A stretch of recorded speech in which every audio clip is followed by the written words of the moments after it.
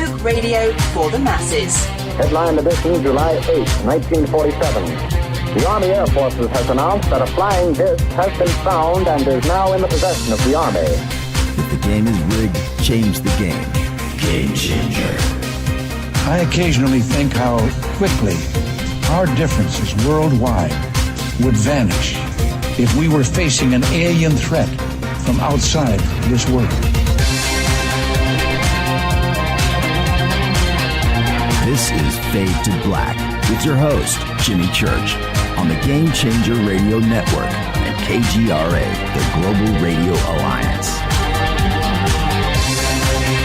I need your help to get to the year 1985. You are listening to Fade to Black with Jimmy Church on the Game Changer Network.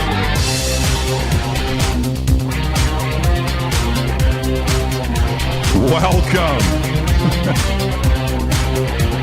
Fade to Black. Bespoke radio for the masses. How you doing? It is Tuesday, October 16th, 2018. 292 days into the new year, just 73 days left. We are live from a bunker somewhere in the middle of beautiful downtown Burbank, California. And I would like to welcome everybody listening all around the world, all across the United States. Hither and thither, to and fro, back and forth, up and down, east and west, north and south, far and near. This is Fade to Black. For KJCR, the Game Changer Network, and KGRA, the planet, I am your host, Jimmy Church. What is cracking, everybody? How you doing? Yeah, a little panic in the disco right before the show. That's right, our stream went down. YouTube went down. And now, one of my wireless mice is down. So now I'm going to have to reach. Yeah, that's not good. I got to figure out the timing of that. All right, welcome everybody. This is Fade to Black.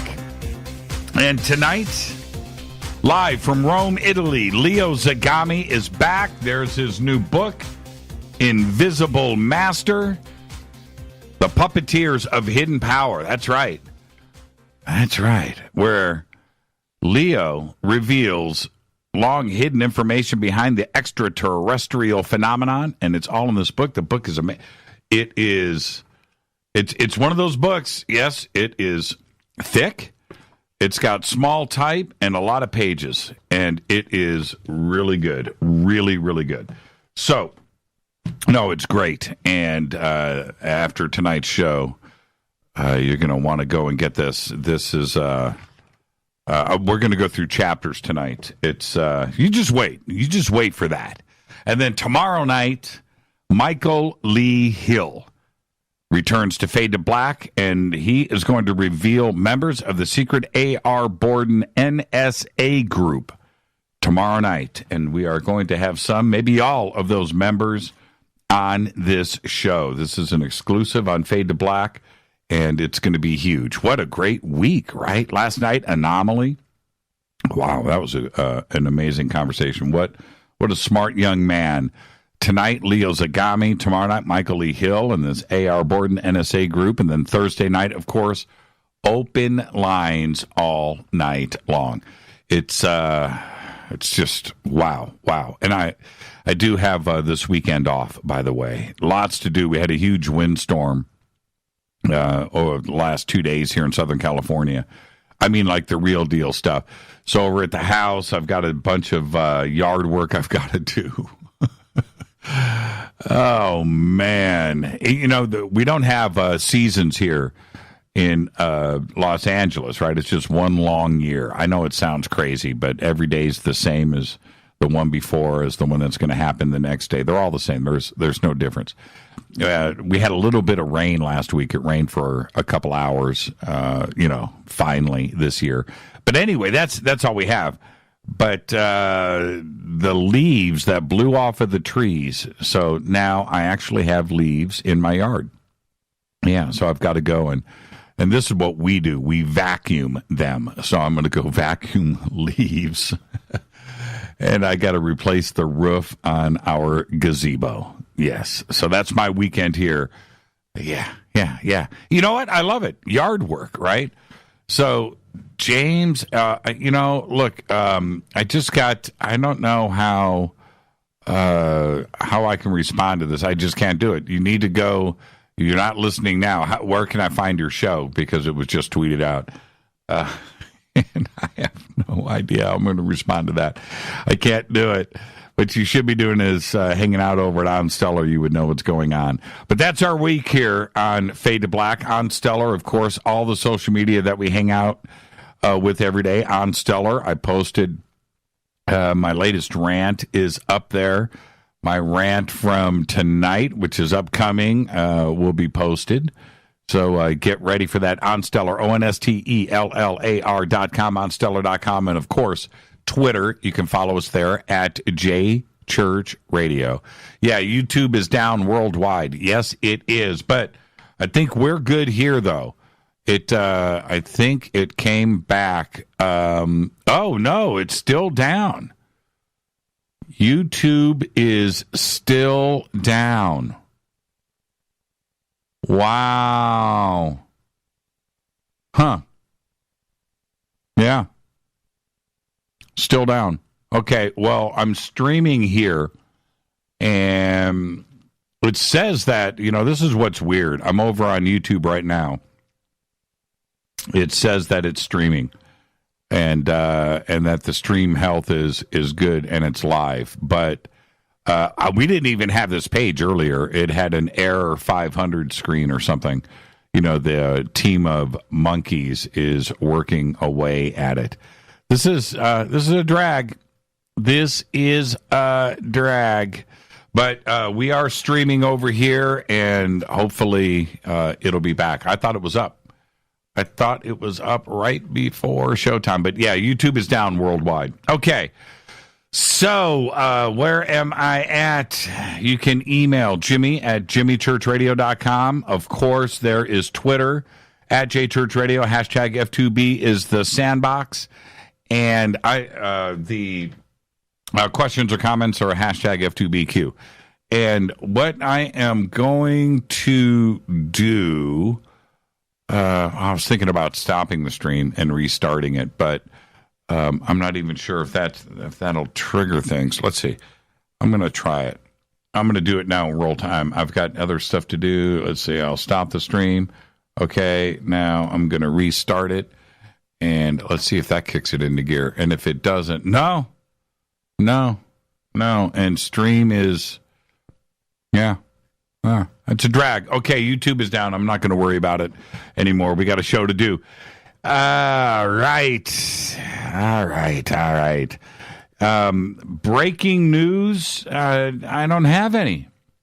Nothing broke. The only thing that is scuttlebutting around and is dipping into politics. I like the conspiracy of politics, but politics, I just don't worry myself with it anymore. But is this Saudi Arabia? The conspiracy is, yes, they did go and murder a journalist inside of the Saudi consulate in Turkey, and had scrubbing teams go on in, literally scrubbing teams, cleaner teams go in, clean it up. How it happened, what happened in there, don't know. There are stories about an Apple Watch that recorded everything. The Turks are saying that they videotaped and they have audio recordings of it. I don't know what's going on. I don't. And when we now start to dip into the political side of it, who is siding with who and what is going on, I'm just not going to go there. I am not. Yesterday I reported on the show that they were going to release a report and they were going to say that he was killed there. And that hasn't happened. So the conspiracy of it, I'll tell you what it is right now. I'll tell you what the conspiracy is. They're going to attempt to squash it, and then it is going to be a successful squash. And the reason why it'll be successful is because nobody wants to mess with their oil supply. Any country. There it is. And that's the conspiracy. Okay. All right. Let's move on. Let's get off of that. It depresses me so much when politics messes with my emotions. Just messes with me. I don't like it. Don't forget to subscribe to our podcast. Just $2 a month. Go to jimmychurchradio.com. Click on the podcast banner. Speaking of issues, right now it's YouTube. And earlier today, and it kind of started yesterday, but today, our FTP servers that we use for file transfers of this program onto different platforms and to move files around went down. That company and the software. So I had to deal with that. And it was crazy. And when that happens, and then it turned out even doing manual uploads, moving stuff around on USB drives and all of that didn't work. That was failing. And that didn't get fixed until like 4 o'clock, 5 o'clock in the afternoon today. So I had to deal with that. Just craziness. All right. Now, podcast, just $2 a month. Click on the podcast banner. You can also become a Fadernaut over in our membership section of the site where you get everything. You can get everything. You can get everything. Autograph shirts and hats. You can get downloadable, commercial-free MP3 archives of the shows. You can do that. Everything is uploaded every single day and updated. It's all right there. You can get a private email to me that I do respond to. You get that too as well. And the bunker cam when it's working. No bunker cam right now. Okay. Let's get this show cracking. Happy birthday to today. Flea is 56. Suzanne Summers is 72. I want to go back to Flea for a second. I've seen those guys so many times live here in Los Angeles. I don't even know. Well, not that many. Maybe a half dozen times I've seen the Chili Peppers. Saw them at a private party once, too, as well. That was pretty cool. They played on a tennis court. Yep. Buck naked. Well, they wore tube socks. I'm not kidding. That was pretty cool. They played on a tennis court. Well, anyway, that was a pretty remarkable evening. But I watched a series of videos of the Chili Peppers in a studio jamming, doing covers and playing some other stuff, but just like and rehearsing. And I got to tell you, man, Flea, he's got that whole slap funk thing that he does, which is good. It's great. It's his own style. But when he just plays the bass and he's back there and he's being a bass player and he's locking with the drums, he's about as good as it's ever been on this planet. Flea is an amazing, amazing bass player. Suzanne Summers today is 72.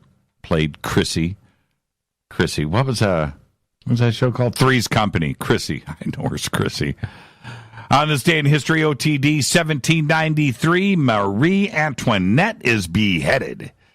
And before that big chop, she allegedly responded to the news that the French had no bread to eat. And she replied with, "Let them eat cake." Well, they did. They certainly did on this day in 1793. Fader fact, J.K. Simmons. Yep, you know him from the Farmers commercials. I love him. He's great. Great in the new series Counterpart. J.K. Simmons has been the voice of the yellow peanut M&M for 20 years. Yeah, since the late 1990s. That's right. Vern Schillinger. Schillinger from Oz is the yellow peanut M&M, and that is your Fader fact today. All right, tonight, Leo Zagami is here again. Love Leo, live from Rome, Italy. He's going to be here at the bottom of the hour to talk about his new book, The Invisible Master, The Puppeteers of Hidden Power. I'm holding it up to a camera that's not even working. I can't even believe I just did that. That just goes to show you where my head is at. Where Leo reveals the long hidden information behind the extraterrestrial phenomenon. We're going to be discussing that tonight. Tomorrow night, Michael Lee Hill is here with members of the secret A.R. Borden NSA group exclusively tomorrow night on Fade to Black.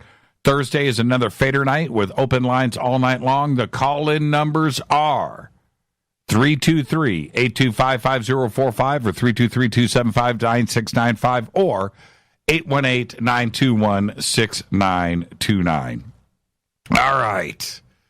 Now for my PSA, public service announcement, which requires River Moon Coffee, makers of the Fade to Black blend. Do you remember 2 years ago that we did a series of shows about unity in the community? Do you remember that? And as crazy as those times were, our little family was going through a lot. So much so that everything came to a boiling point, and I had to do a roundtable show with a bunch of leaders where we discussed what was going on. And I had stressed then with everyone, I had stressed that we are family and that we always have to find a way to listen to everyone. We might not agree, but we must continue to bring everything to the table and talk about it. Now, things seemed to have smoothed out for a bit, for a few months, and all was good. But here we go again. Here we go. It seems that everyone is back in the ring to take another swing. Did I just quote AC/DC? That was pretty cool, actually. Anyway, let's do a quick refresher over the last few years. Not a complete list by any means and in no particular order, but it's like this. It's like how soon we forget. This community of ours, it's a family. And when you get a family together, you're going to have some bickering. You're going to have some disagreements. You're going to have that classic Thanksgiving dinner. You're going to have a blowout. You're going to have that, right? But tomorrow is another day, and we all have to work together, right? Right. But we've had so many bumps in the roads. We have so many valleys and peaks and valleys and peaks. Do you remember the Jaime Maussan Roswell mummy pay-per-view event in Mexico City? Do you remember that dark point in our history where it was the end of everything? Right? Sold out arena in Mexico City, pay-per-view, and the people that were involved in that and how they got dragged into it and these slides of what turns out to be just an actual mummy. It wasn't an alien, right? Remember that? Remember how bad it got? How many shows I had to do? How many emails I got? How many calls came in about it? It was dark. It was crazy. And you forgot about it. And that was supposed to be the end of ufology. How about Sean David Morton got convicted and sent to prison? Sean David Morton, right?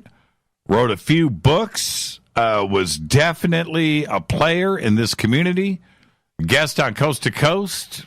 Never a guest on this show, though. I never did that. I stayed away from Sean. I did. I just stayed away from him. But convicted. He's in prison right now as I speak.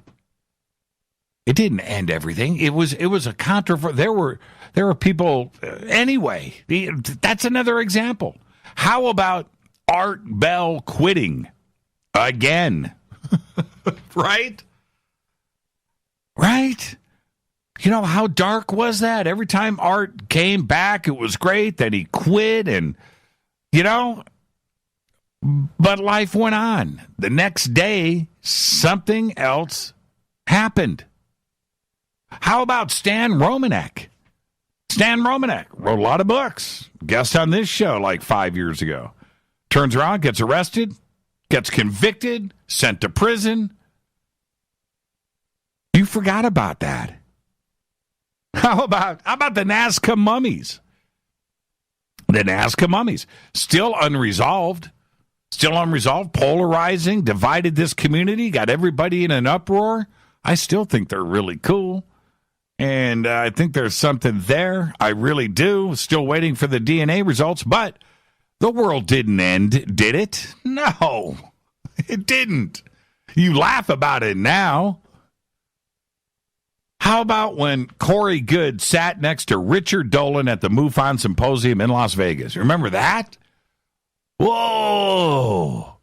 Remember how MUFON and the members are upset? How can we do this? And was Richard even going to be on the stage with them? And they ended up sitting next to each other, and everybody was civil, right? MUFON Symposium came and went, all done. And you remember how divided this community was about that? How about TTSA, To the Stars Academy, getting busted with a party balloon? It seems like it didn't even happen now. Nobody cares. Nobody cares about To the Stars Academy. To the Stars Academy is old news. You know, they did their SEC filings a couple of weeks ago, and which I briefly talked about in the show. And to be honest, there's some mainstream media that picked up on that. Their $37 million deficit. You know, Tom posting this week, it's not a debt, it's a deficit. It's not a debt, it's a deficit. Okay, yeah, so you post it in the SEC filings, and you're going to have some tax savings because you're going to work off this deficit for the next 10 years, whatever it is. I don't care. It doesn't matter to me. But TTSA is old news, and it was big news at one time. Now nobody cares. Think about that. Art Bell died. He came back, he quit, he died. Art Bell died. Tragic, right? You forgot that he died. How about the day of disclosure with TTSA back in December 2017? You forgot that happened. How about the Wilcock letter that got leaked a few months ago? You forgot about that too, didn't you? That's right, you did. Now, I could fill in between each of these moments that I just spelled out right now with another 10 events. It's very easy to do. And if we go back to the Community Roundtable show, I had a list at that time of 8 to 10 different things that were going on right then at the same time. It was a really, really big deal. So much so I had to have a roundtable show about it. We had to chill everybody out. And it had nothing to do with the events of today. Nothing. Our community has so much drama going down at any given point that it's really hard to keep up with. But it's certainly never boring around here, is it? No, it's not, ever. It's actually kind of fun. So here we are today. And yes, I see, hear, and feel everything that is going down. Don't think I'm ignoring it because I'm not talking about it on the show. It's all over the place. I read your emails. I see the posts. I see the tweets. And of course, my phone is going nuts. And although it's not my place to comment or to share private information or any conversations that I may have had or am having, I'm not doing this community any favors by ignoring it either. And I understand that. So let me just say this. You can choose to read everything or not. You can choose a side or not. You can cover your ears and eyes and pretend nothing is happening. All of that is up to you. But one thing is for sure. This is just another bump in the road, and there will be another next week, next month, next year. The funny thing is, I'm not sure if the last couple of months can even be classified as a bump. Yeah, I don't think it's a big deal. Without naming names, we have a group of friends. A group of friends that has broken apart very publicly. And now, some are pointing fingers. Blame. And this group was at one point rock solid, tight friends. All of that seems to be gone. And for me, personally, it hurts. Because it's our community that suffers. We didn't need any of this. But it's here, and it's the cards that we are dealt, and so much of it is public that all of you are forced to dealing with it as well. And that is unfortunate. All of us want one thing, and that is the answers that we seek. We don't want the drama. We don't even care about the drama. The drama has been forced upon us. We want the answers to the UFO question. We want the answers to disclosure, our lost history. That's why we are here. And those questions alone are enough to keep our emotions on high. That's enough for us. That's it. That's it. Without all of the other added drama. That, to me, it's just a complete waste of time and energy. So, who or what caused the breakup of this group? I don't know. And I don't.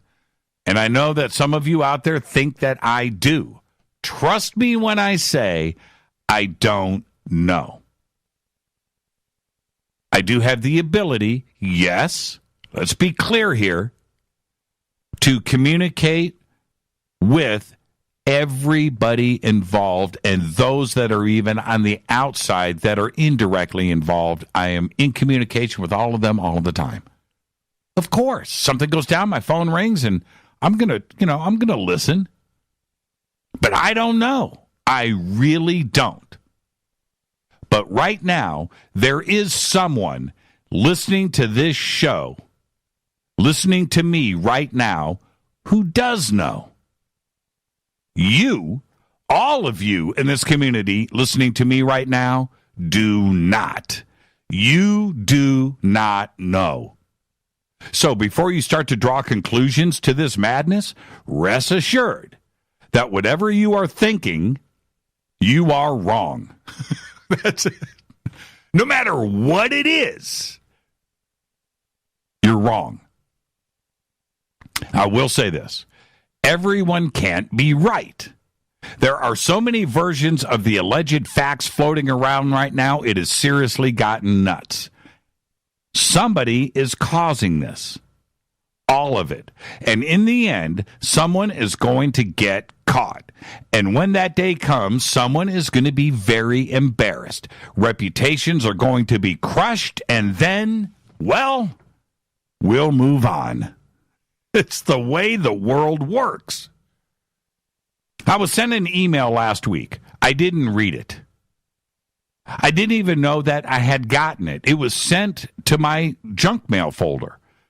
But I was told by a few of the players involved in all of this drama that it was sent to me and that my name was first in the address list. Yeah, yesterday I found it. But I'm sure that whoever sent it was expecting me to react to it, to talk about it. And I didn't because technically I never got it.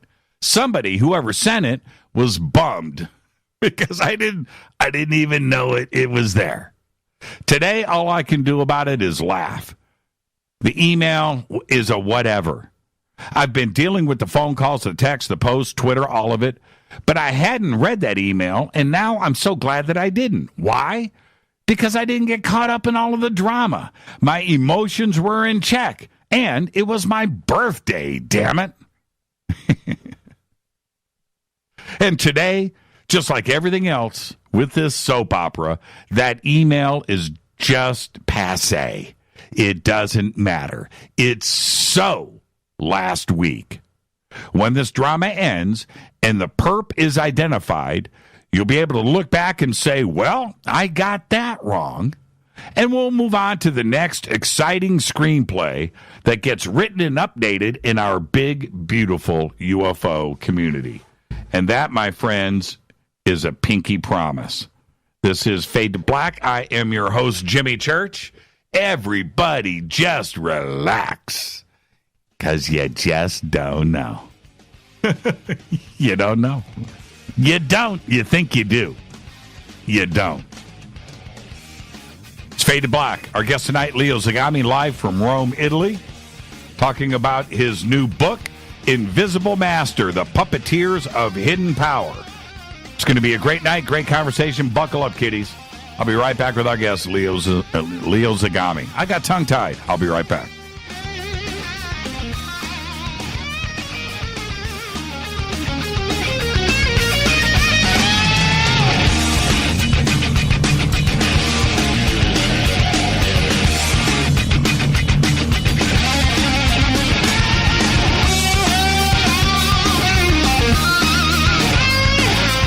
This is Nicole Church, daughter of you-know-who, and you're listening to Fade to Black on JimmyChurchRadio.com and the Game Changer Network. You're listening to Jimmy Church, Fade to Black.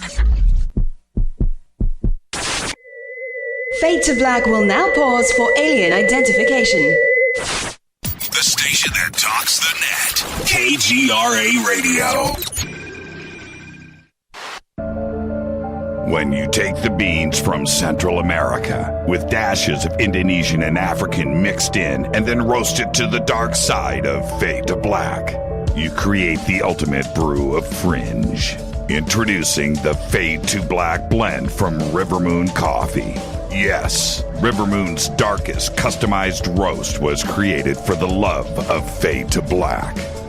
The alchemy of masterful roasting and smoking the beans is in every sip of this full-bodied, dark Java. I need my coffee dark, deep, with distinct bittersweet chocolate highlights, just like the bunker.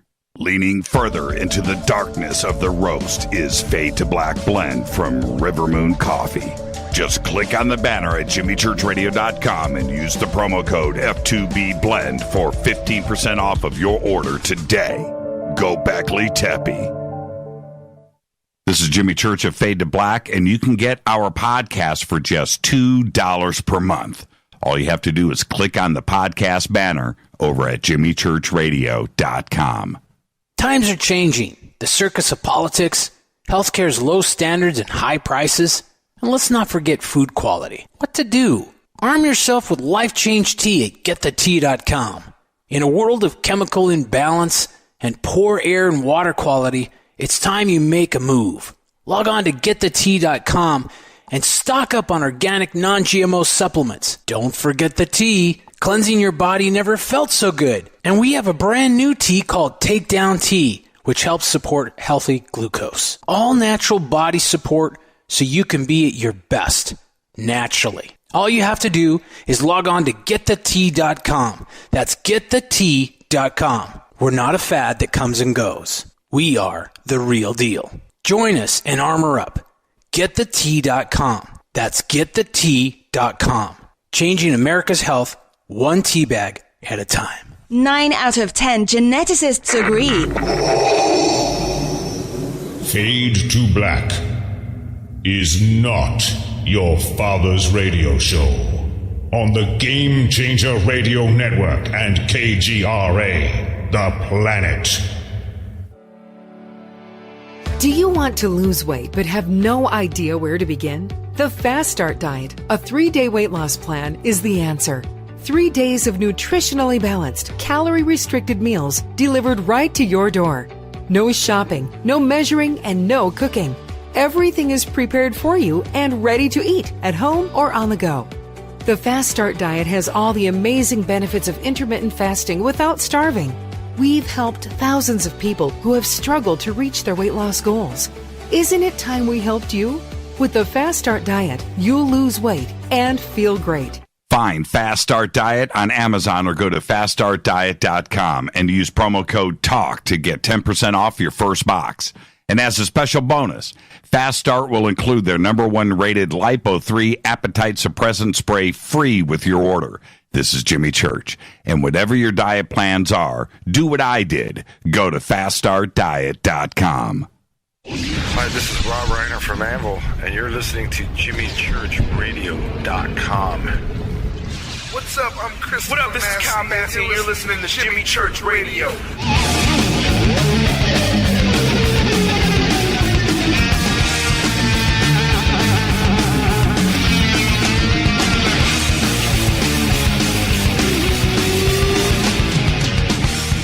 All right, welcome back. Fade to Black. I am your host, Jimmy Church.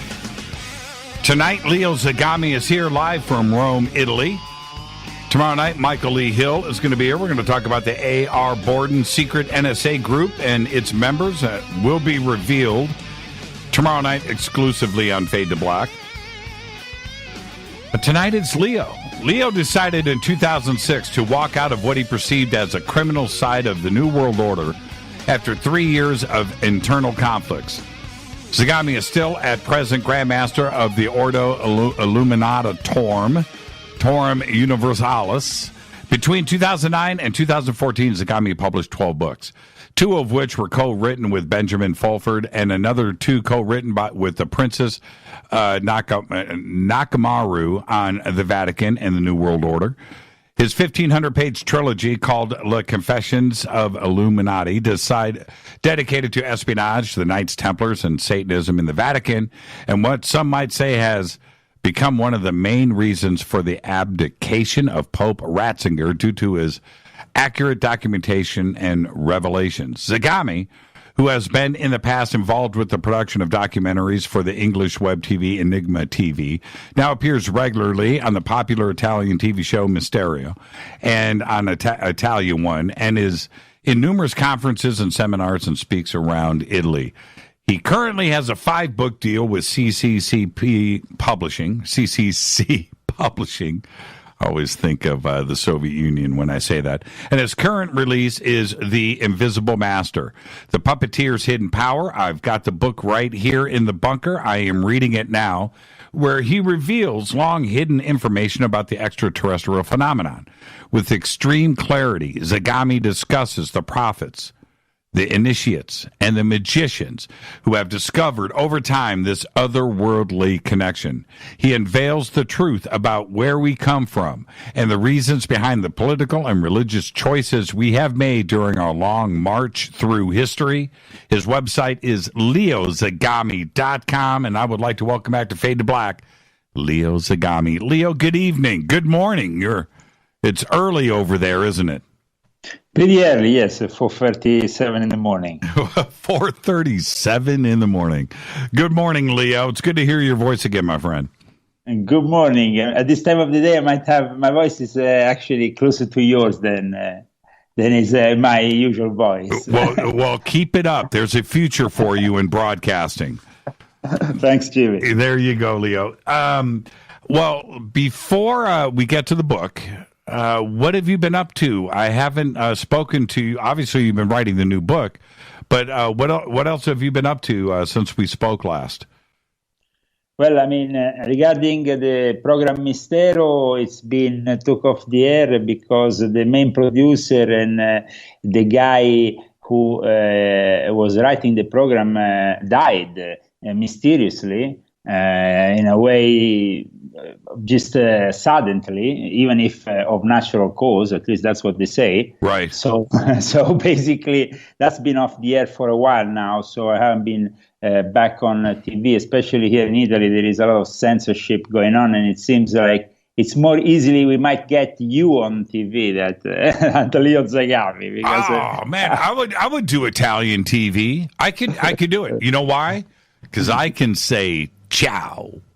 Well, I mean, ciao. You're already on it. I mean, you're dubbed on Italian TV because you go on Italian History Channel. So, I mean, you get a version of Jimmy Church with the dubbed voice in Italy. Did my new show, it did. It premiered in Italy, my new season, 3-4 months ago. Yeah. Did you see it? Did they dub me? They dubbed me? Are you serious? Yeah. Well, I mean, I never watched the dub version, Jim, because, of course, my wife is American and we watched the original one. Okay. So you can choose because you are on satellite, so you can switch from one to the other. But at one point, I just switched for the sake of it so I could hear your dub voice. I mean, they have some very good dub people here in Italy. I myself studied dubbing in the past when I was young. So they have people who are very professional about their dubbing. So I'm sure you haven't made a brutta figura. Oh, man. I want to see myself dubbed.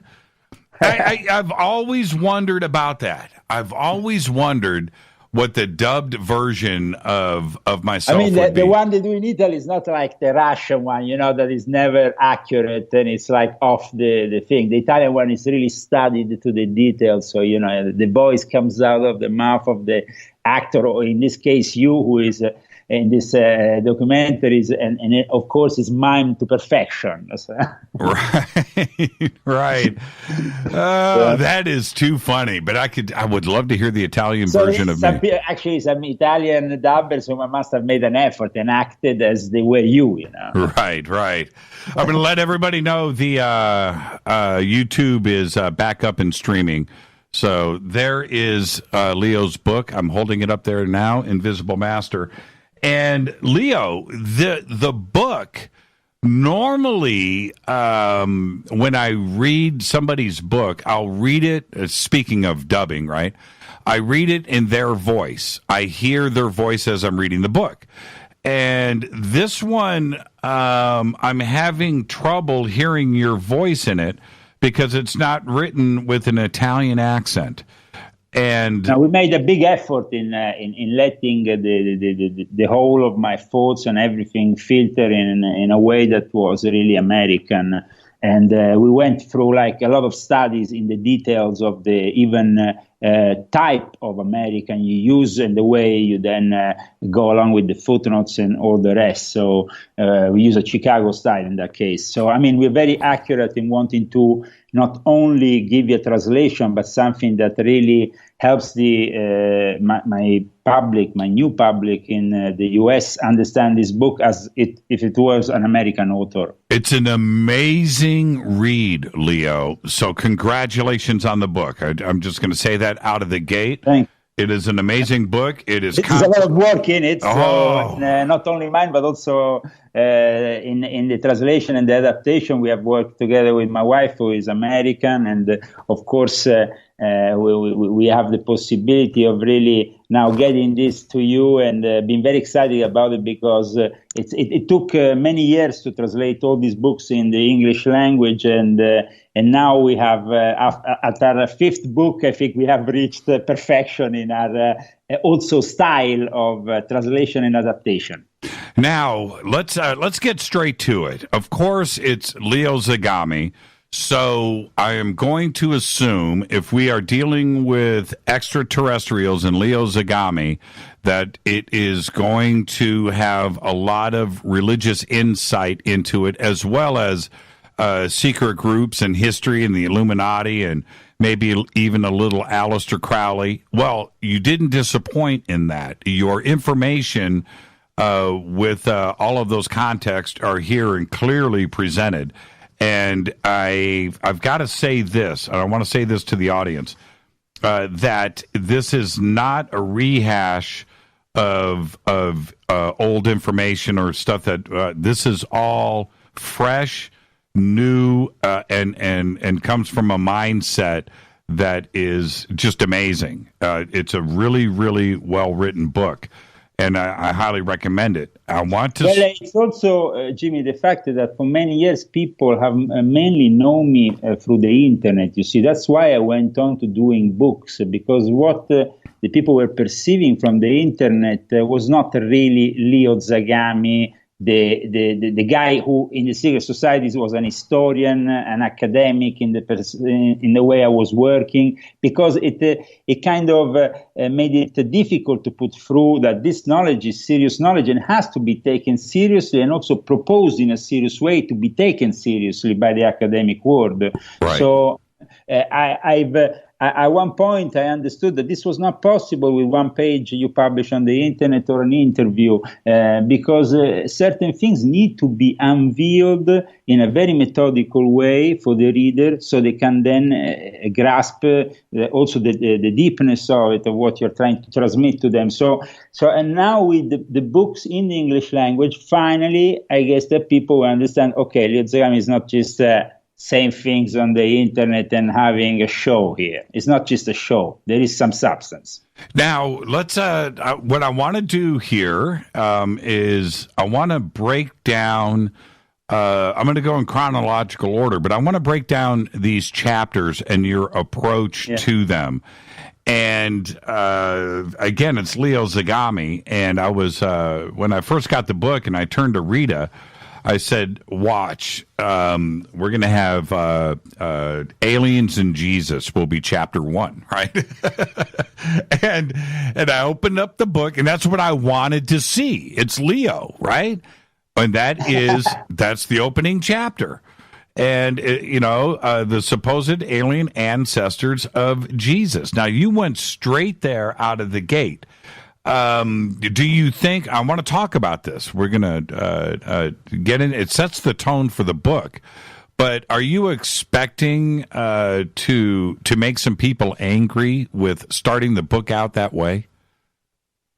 No, because I think they got already angry enough with what I said already. The fact that now finally I have condensed all this in a book that is directed also for those people like you who are researching a specific branch, what is defined as the conspiracy theory realm, which is the UFO, the alien, but to give it a deeper meaning and also defy a lot of the fake news that went along with, for example, the Dan Brown exposure, which was not really an exposure, but was disinfo upon disinfo. So it needed to be unfolded much better and much more clearly. I hope I did that, Jimmy. Sure. Well, let's start right there. What's the alien connection to Jesus? Well, I mean, if we have to have it called an alien connection, it's because of the bloodline, of course, of Jesus. And this bloodline is being discussed already, with Dan Brown. Of course, we have a development of sensationalizing the whole thing. But it's true that there is some bloodlines that have filtered, some aristocratic Jewish bloodlines that, of course, come down from the tyrannical Jewish Nephilim. And of course, for a lot of people, this has always been the realm of research of Zecharia Sitchin. And of course, I respect very much what other researchers have done, but I also point out maybe on the limitations that each researcher could have. Lawrence Gardner was this English researcher that influenced very much behind the scenes people that went on after to filter that information that then became important in this whole Da Vinci Code saga that was unveiled by the writings of Dan Brown. But there is this alien connection in the fact that, of course, not only by legend, but also because the royal families have had a link to the gods since the time of ancient Rome. I mean, a lot of these aristocratic families also derive from ancient Rome. And in ancient Rome, we know the emperors were gods who interfaced with the gods. They were demigods. They were half human, half gods because they had interacted with these entities from other realms, which I also describe, as you know, in the book as extra-dimensional and capable of traveling through time and space because they have a complete other knowledge and other technology to enter this dimension and then get out of it. And of course, the aristocratic families acquire, and of course the royal families even more, the possibility of a priority interaction with these entities. And from that springs out the dominating class of this civilization and of the others before that. Now, I hope I was clear. Yeah, you're very clear. You're very clear. Leo, there's at another point in the book, you reveal, which I didn't know about, that in the Quran, that they specifically talk about a wormhole that is connected to another planet. And now what I find interesting in that, first off, the name of it is Mirage. And that, because we connect mirage in the English language with, something that you see in the desert and it's off in the distance and you get up to it and it turns out it's not an oasis, it's not there, whatever. It's a mirage. It's not real. But in the Quran, it's a wormhole where extraterrestrials, angels, interdimensional, whatever it is that you want to put the label on, travels in the blink of an eye from that planet to Earth. Now, if we back up to this first chapter in the book where we're talking about Jesus, later on you talk about these wormholes, but is it the same situation that is referenced in the Quran that Jesus was communicating with, and before that in the gods of Rome and of Greece and of ancient Egypt and Moses and Mount Sinai and all of these other references to gods and angels? Is that what we're talking about here? Yes. In fact, I later on developed the whole thing, talking also about the ultra-dimensional portal of Lucifer with Otto Rahn and the Nazis and the Wewelsburg Castle, because it's all connected in this history we are living, even up to these days, in something that is unfolding on mankind, that brings us all the way at the end of the book to talk, of course, of the Vatican. So when Jesus is talking to God, his pops, right? He's talking to God, that we are actually dealing with the possibility of it being extraterrestrial and not necessarily the God that is referenced in the Bible, but something that is, living off planet and traveling here through a wormhole. Well, but I don't necessarily, you see, I also make some clear warnings here in the book, saying that some people in the New Age arena march on this, take advantage of this to destroy our belief in God. No. It's just different manifestations of God, because there is a hierarchy in the universe, and we never heard of any alien beings who were not regimented in a very strict hierarchy, which is absolutely anti-democratic compared to our own view of democracy, because they have still the systems which we had in place up till 100 years ago, when we had the royal houses in place in Russia, in Germany, in all those countries, where they were destroyed on purpose so we could lose this link, which was very precious and was made out of a tradition. Now, of course, we can criticize those families and call them the Illuminati and all that. And of course, I define what the Illuminati network is in my prior books. But here we are talking about a relation between these families, these secret societies, and these gods. A relationship which goes back thousands of years, is made up of wars, sacrifices, connection, marriages. It's a saga which we can't just brush off, because in the last 100 years we believe in all our naivety that we can be democratic. That is the problem, that we can't connect with the aliens, because if you read the whole book, you will understand that we will have to go back 100 years, scrape off the last 100 years of our history, actually the last 200 years, since the Illuminati methodically, the Order of the Illuminati of Asia and all the secret societies that developed after that destroyed methodically these links between the creation of Adam, represented in the famous fresco painting by Michelangelo in the Sistine Chapel, and mankind. We have destroyed this connection. This connection was made of respect, of rituals, very complicated and complex between mankind and these entities. We can't just meet with them. We have to have a ritual. Everything is a ritual in Japan. There is a reason. Because the Empire of the Sun is first in receiving certain knowledge.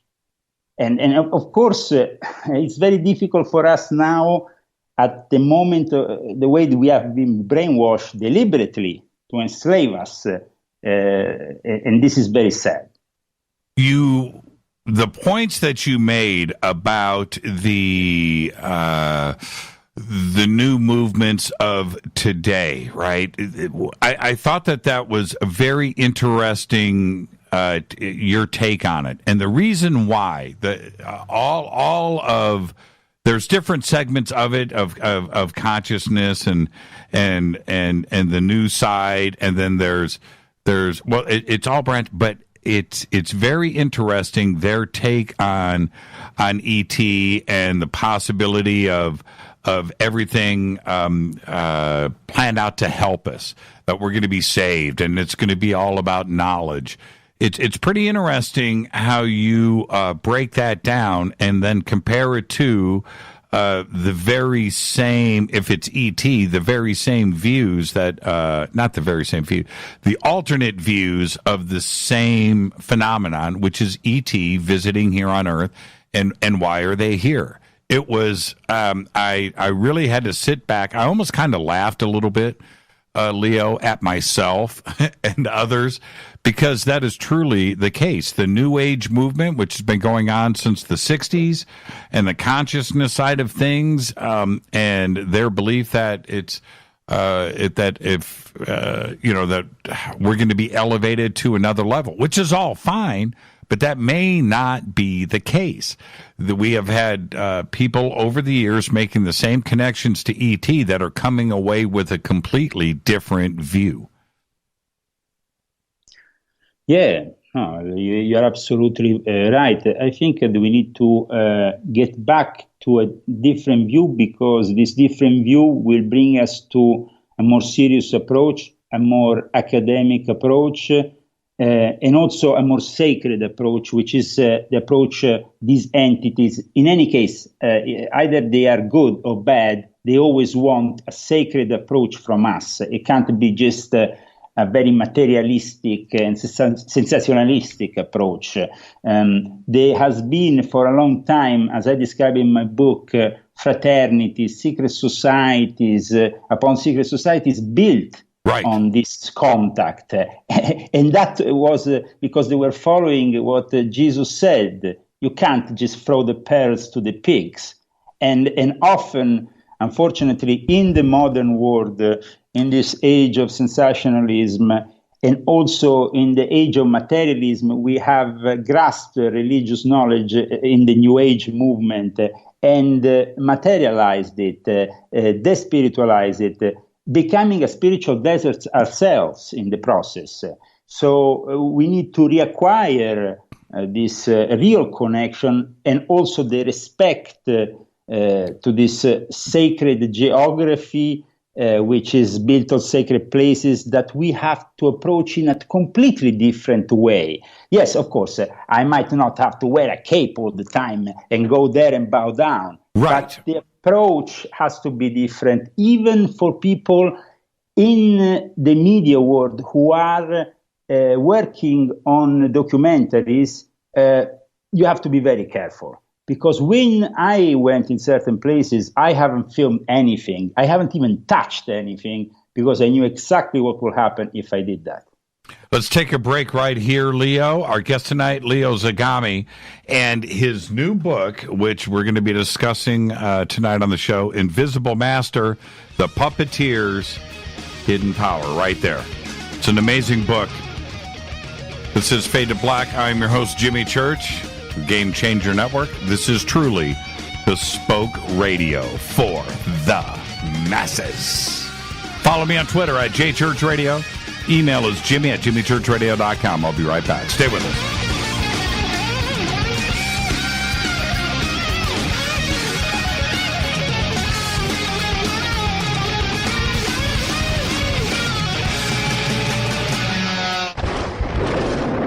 Fade to Black with Jimmy Church on the Game Changer Radio Network and KGRA, the Global Radio Alliance.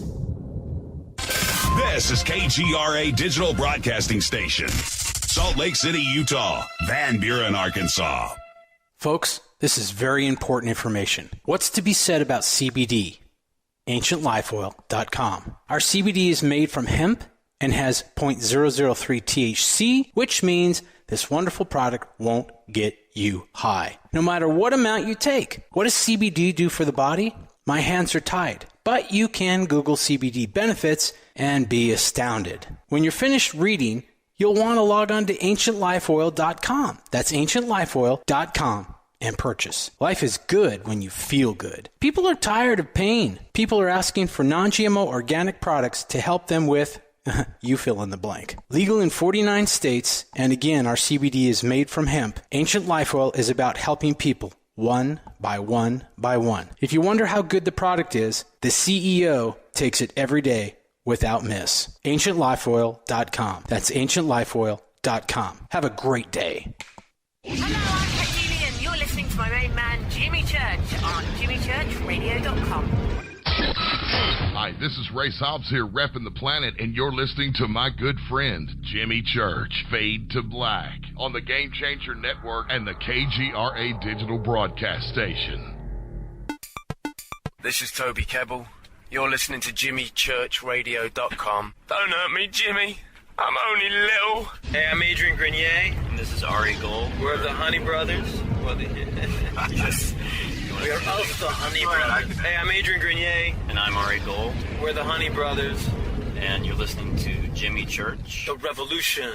Reclaim your active lifestyle with Angioprim. Angioprim is the original liquid oral chelation supplement. Chelation helps remove toxins, heavy metals, and cholesterol in your veins and arteries that can cause blockages. Scientific research proves the active ingredient in Angioprim has superior oral chelation action that helps promote cardiovascular health. Find out more. Go to angioprim.com. Talk to a trained consultant by calling Angioprim toll-free 877-882-7221. This is Jimmy Church of Fade to Black, and you can become an official Fadernaut by just going to our membership section at jimmychurchradio.com.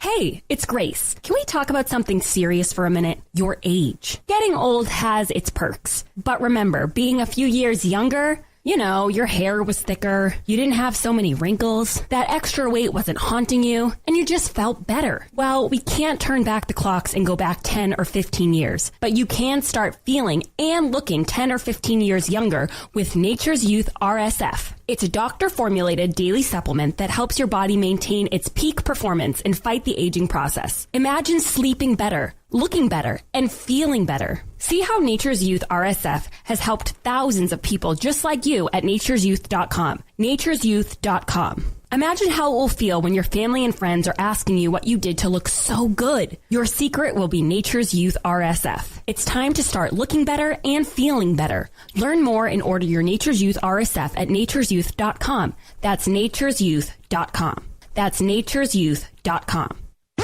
Hello, this is Serena Wright-Taylor from Conscious Life Expo, and you're listening to Fade to Black with Jimmy Church, who holds the Lucky Pony record for the best astrological chart since 1963.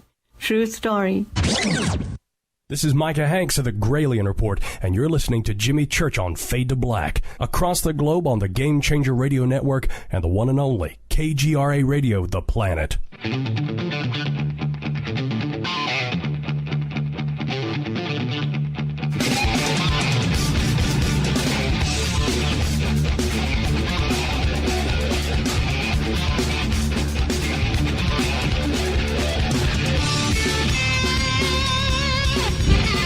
Welcome back, Fade to Black. I'm your host, Jimmy Church, on the Game Changer Network and KGRA The Planet. You can follow me on Twitter at JChurchRadio. Simple enough. Hashtag F2B is the sandbox. Come and join in on the conversation. Of course, we have two chat rooms open, one over at Spreaker and one over at KGRA The Planet. Our guest tonight's Leo Zagami. We're talking about his new book, and it's called The Invisible Master, The Puppeteers Hidden Power. Now, the information here, when we're talking about extraterrestrials and ET and the UFO question and how it has affected us and others throughout history, is complete. This is a book that you're going to want to read. As Leo and I discuss some certain points throughout the book, there is so much information and so much detail here. We are merely scratching the surface of all of this. But Leo, your points, not only with certain historical figures, which we're going to discuss right now, it goes all the way up through to CERN and technologies today. And you really connect all of the dots. You've suggested some of this already during the show, and we're going to get to all of that. But it's pretty amazing how it all makes sense the way that you presented it here. It's a fresh take on things. Well, I hope it's a different take on things, because it's the take of somebody who is not really listening to the ufology world or the world of the conspiracy theories, but is coming from studying mystery schools and secret societies that have unveiled to me a lot of knowledge, but also many experiences that have put me in contact at one point, even with the entities, with what you call aliens, what we can call aliens, but have been there for a long time in various disguises. So I hope that this work, which is an experience of a lifetime, Invisible Master, might help really step into another level for the study of all this, a level that is much closer to the truth, and that might really help mankind act also upon maybe the consequences of this contact with these entities.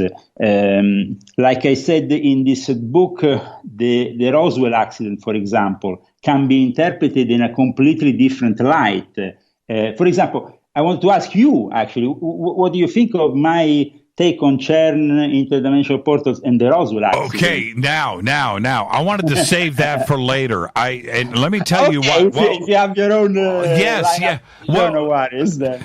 I have been speaking about CERN on this show and the interdimensional aspects of it and portals and opening up a door to things that we don't have any answers to. And I am very concerned about it. You spend a lot of time on that subject here. Well, actually, we're going to get to that in a second, because you start to touch upon it in Chapter 2. In Chapter 2, you mention Stargate and your search for the Stargate. Now, yes. when most people hear Stargate, they think of Roland Emmerich and the movie, and that's fine, okay, but and I actually cite that movie also. Yes, you do. So, and your search for the Stargate, which is now getting into the portal aspect of everything that is discussed in the rest of the book. Because it's my own experience of life also in this book. In fact, in Italy, this book actually came out as volume 4 of my Confessions. It was a later decision to remarket for the US market as the Invisible Master, and at that point I also added some new parts to make it even more rich for the English-speaking world. But this is my experiences in my early 20s, when I just got into the secret societies, initiated in 1993, and also I was practicing certain magical grimoires, like the magic of Abraham Melin, and I was deeply involved in a spiritual research with myself. Spiritual research, I tell you, Jimmy, that was very heavy, meaning that could have turned out to be a complete disaster, and I could have probably even died at some points of it. But fortunately, I'm here to talk about it, and that's great when you survive certain ordeals. And the magical door in Rome is actually a place, is actually an alchemical door that was constructed by certain eminent alchemist and a Jesuit known as Athanasius Kircher. Mm-hmm. And of course, it's an incredible story, because I have lived it on myself. And the discovery of this alchemical door, the fact it was itself a portal, and that these inscriptions, these alchemical inscriptions that surrounded, actually, I found them for the first time indicated in a book, old book of my grandmother, a Sicilian grandmother, that was very much into the study of Kabbalah. And so I went and searched for this portal, and it was in Rome, in Piazza Vittorio. You can still find it there. It's gated. You can't really access right in front of it, but you can clearly see it a few meters off the fence. And it's impressive because you see the symbols are very powerful, but they're also the key to something else that is right there in front of you, and that it's a door which is closed. There is no entrance. It's at a material level, but there is definitely an entrance at the spiritual level, and this entrance is to an invisible world of angels and demons, and that I of course unfold in this book, but also in my life. So it was a very strong experience back then, and I talk about it, of course, in my book, because it was coinciding also with the coming out of that movie, Stargate. So it kind of like had a synchronicity also, which was interesting for me at least, and helped me go forward in connecting then the importance of certain places with these stargates and these interconnecting with these extra-dimensional doors that are very important for then become in a certain way connected to these entities, because then you are connected to these entities for the rest of your life in one way or in another. Of course, you don't want these entities to be the negative ones, and you don't want to turn out possessed, something that has happened even in my life, and I will probably, what I'm doing is now preparing a whole book on the subject of possession and exorcism, but that's something that I'm doing later on. Here I am describing my own experience, because I have in the early 90s also agreed to change my life and go into the research of something that was deeper by joining these various secret societies. And especially when it came down to the AA, or the Ordo Templi Orientis, or the Theosophical Society, which, as I show in this book, it's not only Theosophical Society, the negative originator of the New Age movement, but in reality, it originates also the whole ufology movement.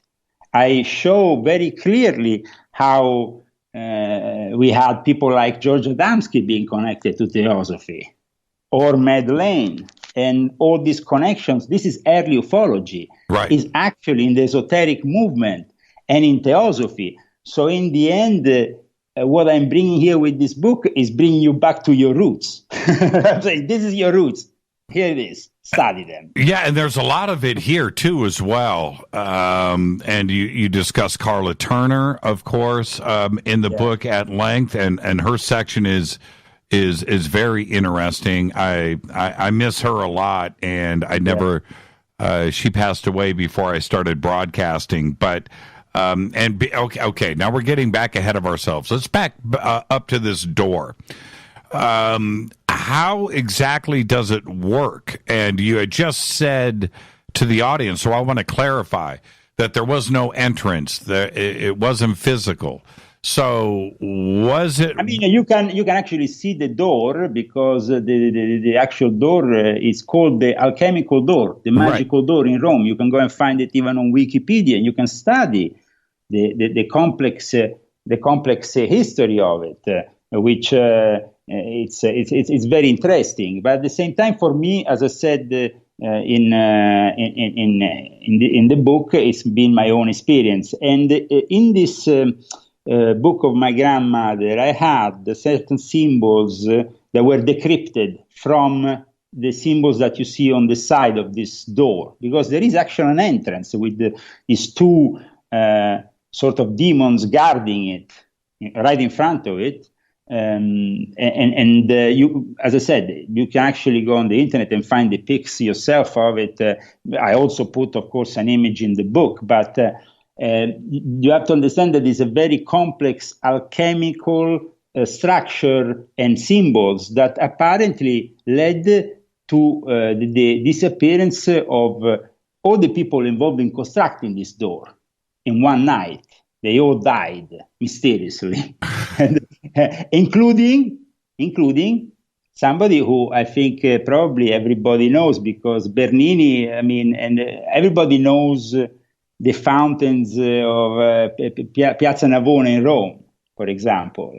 Or everybody knows that Bernini was involved with that in that church that is also described in Dan Brown's Angels and Demons. So Bernini is an important character, definitely. It's not just any kind of character. But apart from that, we have a disappearance of 3 people connected to this story in one night, and they were connected also to this Swedish queen that had converted to Catholicism, come to Rome, Queen Christina, and that never took her position as queen, but she stayed in Rome for a long time and became the head of a sort of secret society full of alchemists and people from the church that were practicing alchemy. Let's remember that the Jesuits, the ones that now see Pope Francis as the head of the church, are the ones who have been preserving a lot of this secret knowledge within the Vatican. That's why they are also in charge of the Vatican archives and, of course, of all those secrets which probably all your listeners would like to have. Now, the alchemical door is one of the craziest things I have ever seen, right? And you look at it and, well, first off, it's just creepy, Leo. You know that, just looking at it. What's on the... It's creepy. It is. Yes. If you just see it, as something that it's from another age, then you find it creepy. But actually, when you start learning about those symbols, you find it quite welcoming. Oh, there's nothing welcome about it, man.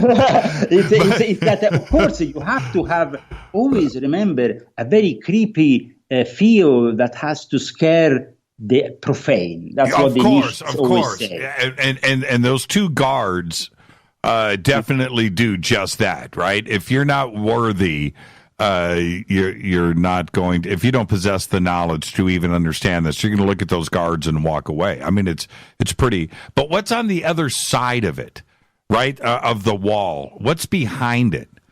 It's just actually, at the moment, because the old villa is not there anymore, we are in the center of Rome in a garden that then behind is just actually the edge of the fence, and it's basically in the middle of a square. Right. So they had to. So the rest of the villa is not there any longer. It's now just it's a portal to nothing. It's right. There's nothing.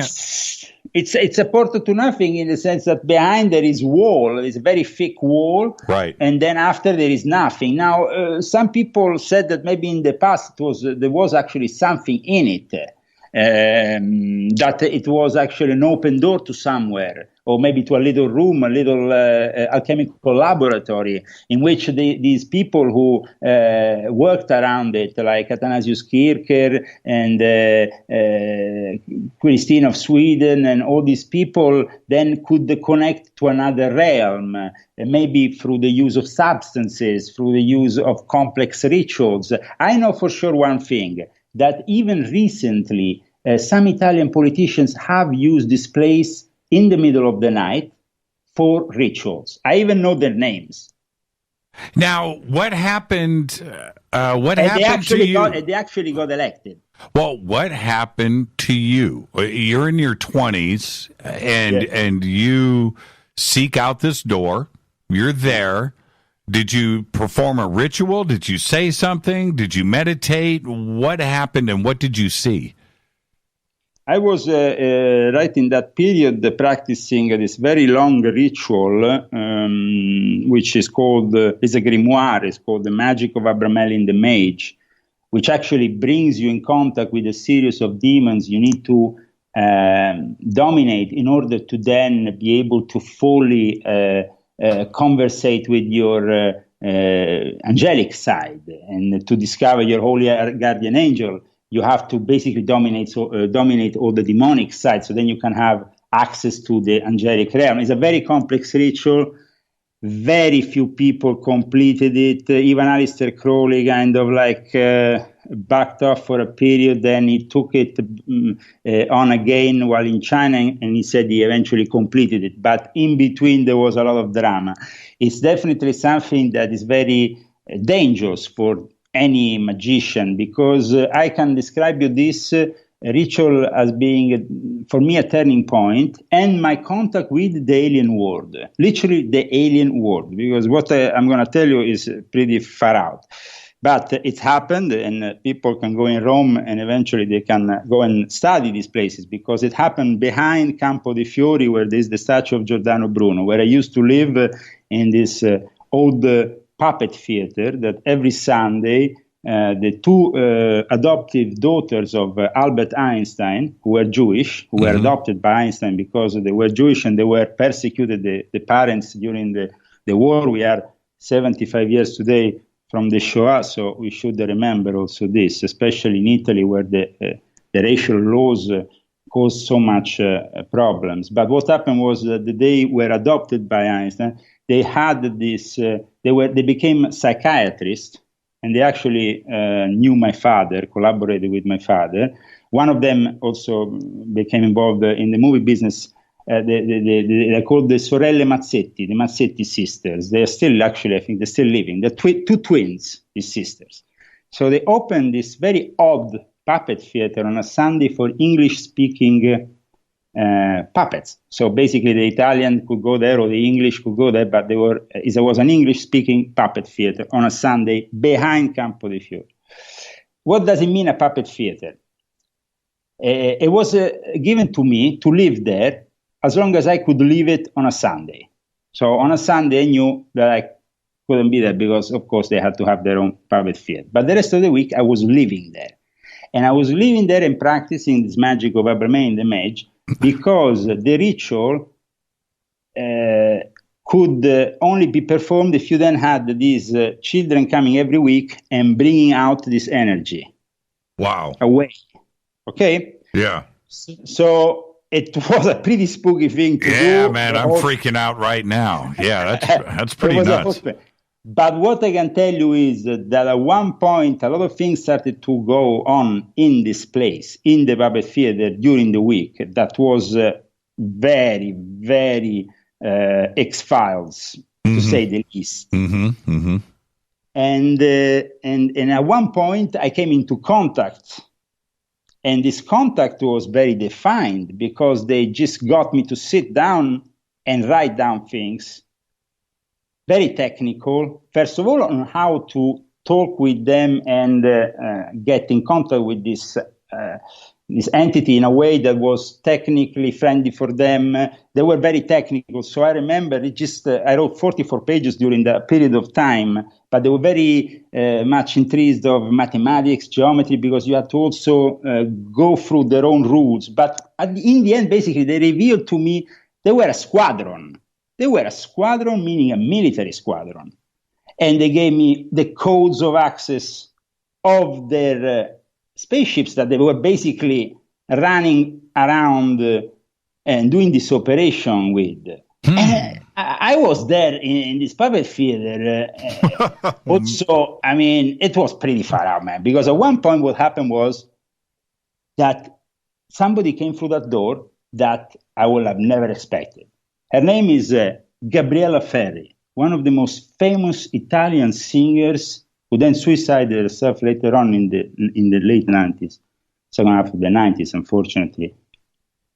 Gabriella Ferri is still regarded today as an historical singer in Rome, like the singer that has sung the heart of Rome. But she wasn't really Roman. She was a Tuareg.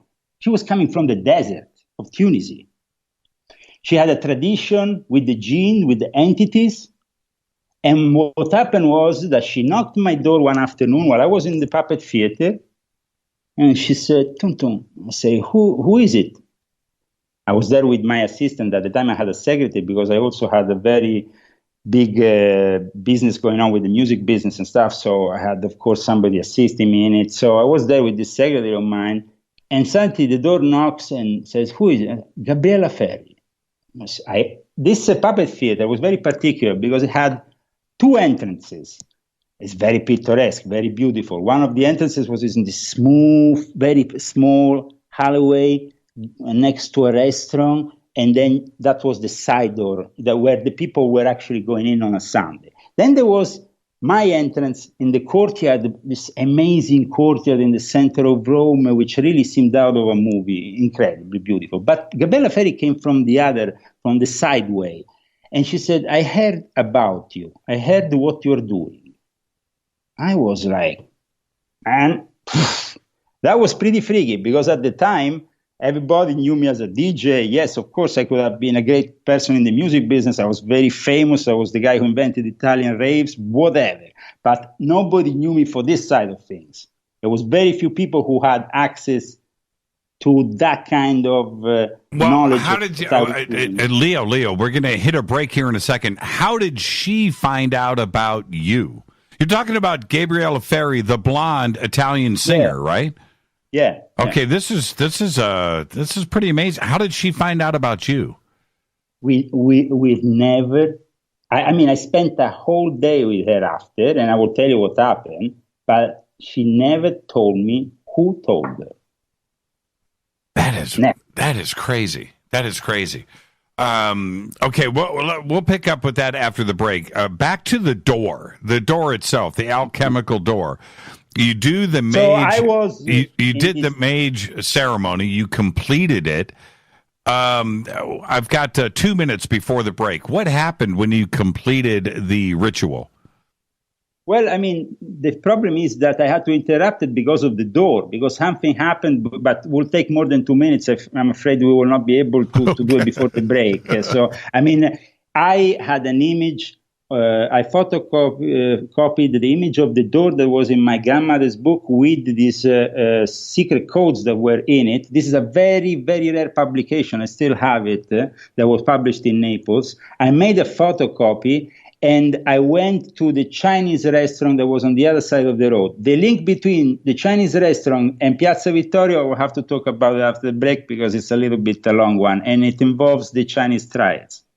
Okay, let's. You know what? Let's just take a break right here. I've got to do this, and I'm going to do that. There we go. We'll take a break right here. This is Fade to Black. I'm your host, Jimmy Church. Our guest tonight, Leo Zagami. We're talking about his new amazing book. It's just been published, The Invisible Master, The Puppeteers Hidden Power. Live from Rome, Italy, is Leo Zagami. More with Leo right after this short break. Stay with me. We'll be right back.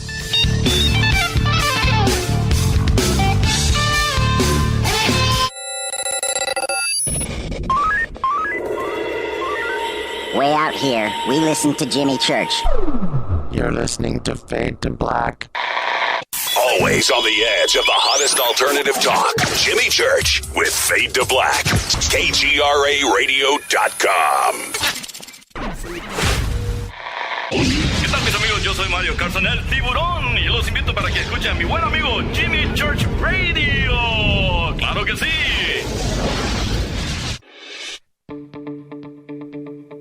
Hurricanes, earthquakes, wildfires. This year we've experienced more than our fair share. This is Jimmy Church of Fade to Black. And last month I decided to make sure my family does not have to worry about food should we get caught in a real emergency situation. Introducing Numana, a healthy, storable product that tastes so good that you'll want to eat it every day instead of just during those times of duress. All Numana products have a 25-year shelf life, are MSG and GMO-free, no preservatives, and are made in America. With the Numana pack in your home, you'll be able to sleep at night knowing that you've protected your family. Not only have I tasted and tested, I own it. Now you can too. Just click on the Numana banner on jimmychurchradio.com and use the promo code Jimmy when you order. In addition to a discount, we'll send you an autographed Fade to Black t-shirt. Seriously, go Beckley Tappy. Do you want to be an official Fadernaut? Of course you do. This is Jimmy Church of Fade to Black. Just go to our membership section at jimmychurchradio.com. So, you love talk radio? Then you'll love TalkStreamLive.com. TalkStream Live is always on, 24/7, with the best streaming talk shows. Find your favorite talkers and discover some new ones. It's free, readily available online or on mobile with any smartphone or tablet. Finding your favorite talk shows all in one place has gotten a whole lot easier. Just go to TalkStreamLive.com. Be sure to download the free apps from Google Play or the iTunes App Store. You listen to us, and we listen to you. And so does the CIA. KGRAradio.com. If you have hard water, the lime scale not only leaves white spots, it clogs pipes and breaks down appliances, costing you hundreds of dollars in energy and wear. Eliminate lime scale and other water issues like brown staining and bad odors with HydroCare water products, available from Wave Home Solutions. Wave's affordable water systems don't use salts or chemicals. You'll love the way your water tastes, smells, and looks. Satisfaction guaranteed. For more information, go to bestwater123.com. That's bestwater123.com. Are you intrigued by paranormal talk radio? You'll love the new paranormal radio app from TalkStream Live. You'll find a great selection of talk shows covering UFOs, ghosts, strange phenomena, and much more. Download the paranormal radio app now and start listening to the very best in paranormal talk entertainment, including the network you're listening to right now, the paranormal radio app, free in Google Play and the iOS App Store. You are listening to Fade to Black with Jimmy Church on the Game Changer Network. Oi, oi, I'm Reese Evans. You're listening to Jimmy Church. This is Revolution. The revolution will not be televised. The revolution is on radio. Ciao.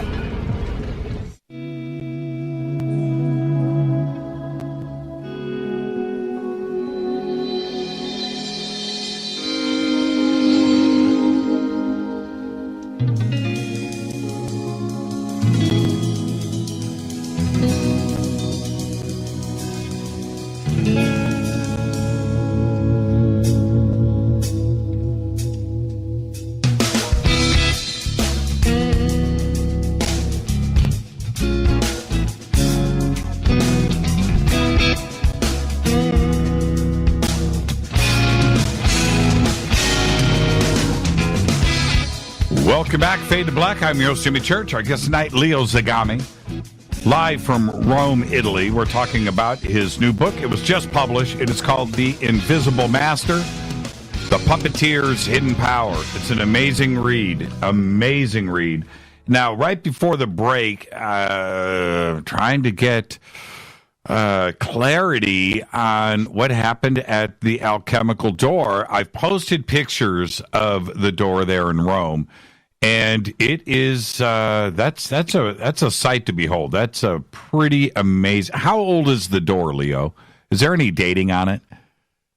Well, I mean, an exact dating I don't think is present on the alchemical door, but the period is around the second half of the 17th century, I think. There you go. Okay.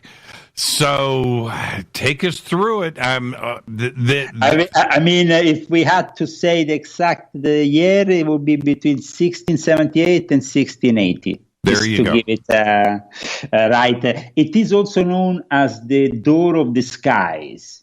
So that's also an interesting name, because usually we call it the magical door or the hermetic door or the alchemical door, but it's also known as the Door of the Skies. So it's actually known as something that is an access portal to the skies. It's a Stargate, man. It's a Stargate. And not only that, this is what is interesting, is your experience that you talk about here at the beginning of the book in chapter 2 about this.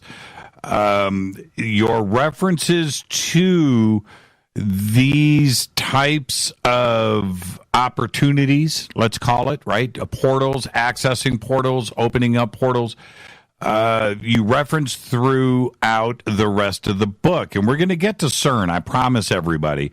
But it's also Aleister Crowley, and it's others throughout history that have gone and opened up these portals and have had access to it. Going back to, when we talked to the beginning of the show, all the way back to Jesus, Moses, and other historical figures. Yes, and you were saying about the bloodline, why it's so important. Well, because in the end, I also describe how this bloodline of Jesus that vibrates in a certain way linked to these entities could have filtered even in my own bloodline, because that's where I come from, the Lion family also. There is also this connection. So I describe how the aristocracy and the royalty wanted to keep a sort of exclusivity around this connection. Now, for the first time today, we are revealing with this book for your listeners on the air that there is something really tangible in the realm also of secret societies regarding the connection with the alien reality.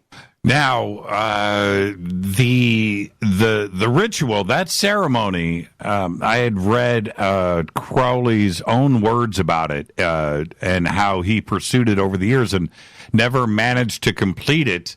Well, he did eventually complete it, but he spent years trying to get to the end.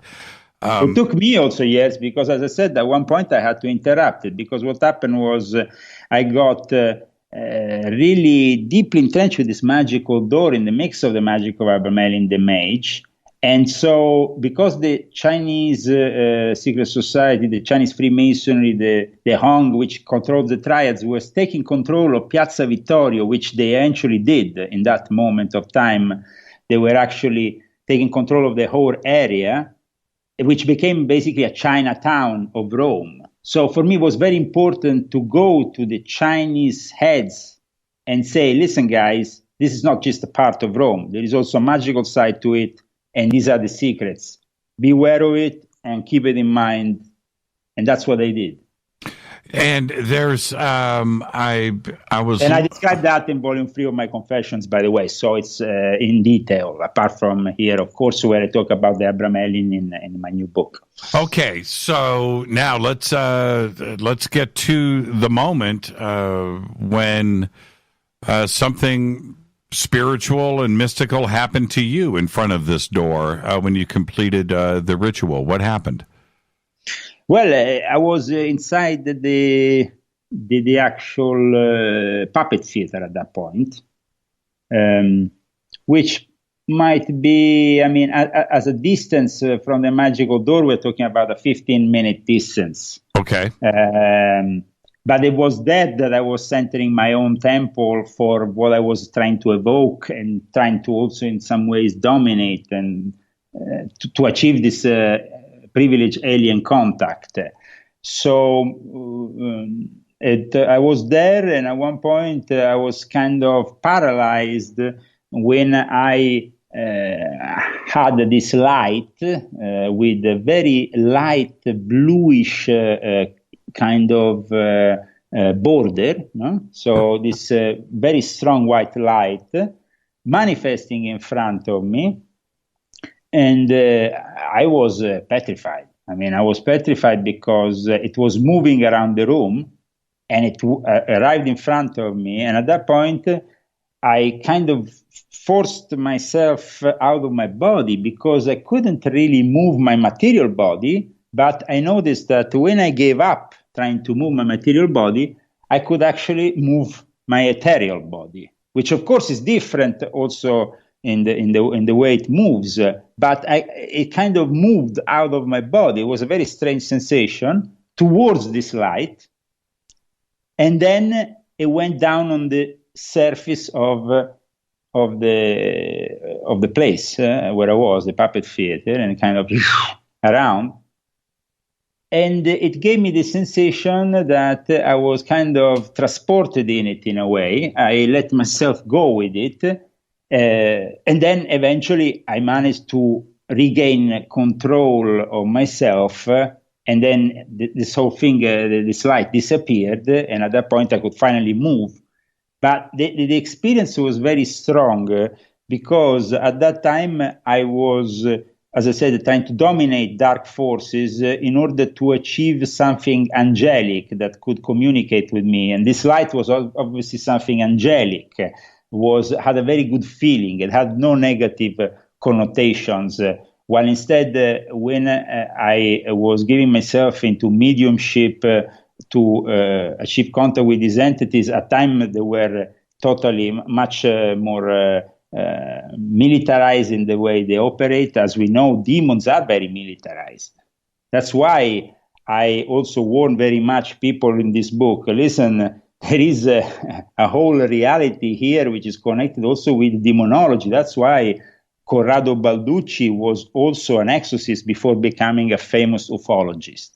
You mentioned when you made the alien contact back at the Puppet Theater that they were, how did you describe the group? They were describing themselves as a squadron. A squadron, and they gave me actually some numbers, which I actually studied later on. Now I have, unfortunately, these 44 papers some time ago, not so long ago, around 10 years ago, were stolen from me. I never photocopied them. It was other people photocopied them from the government. I don't have copies anymore myself, which is pretty sad, but they describe themselves and also with numbers they identify themselves. So the squadrons had a specific, each one of them had a specific number, and they were very militarized in their approach, definitely. I mean, what happened at one point was they brought me behind, where in the puppet theater you could go behind the scene where you actually play with the puppets, no? And this whole scene behind there, because it was very small, it really looked like some kind of spaceship in the way, you maneuver all the things for the puppets, the things, And they kind of placed me in front of there for a meditation. And my impression was that they kind of wanted me to use this as a kind of time capsule that transcended actually time and space and became like an extra dimensional capsule that could go into their reality. Because what they were doing was to monitor the Vatican, and I was right there. I was living behind also very strong place energetically, the place where Giordano Bruno was killed for his, even not only for not believing in certain dogmas of the church, but also for believing in the existence of many worlds and many creatures from these worlds. I mean, Giordano Bruno was an ufologist of his days, as we know. Of course. Giordano Bruno was actually killed there. That's right.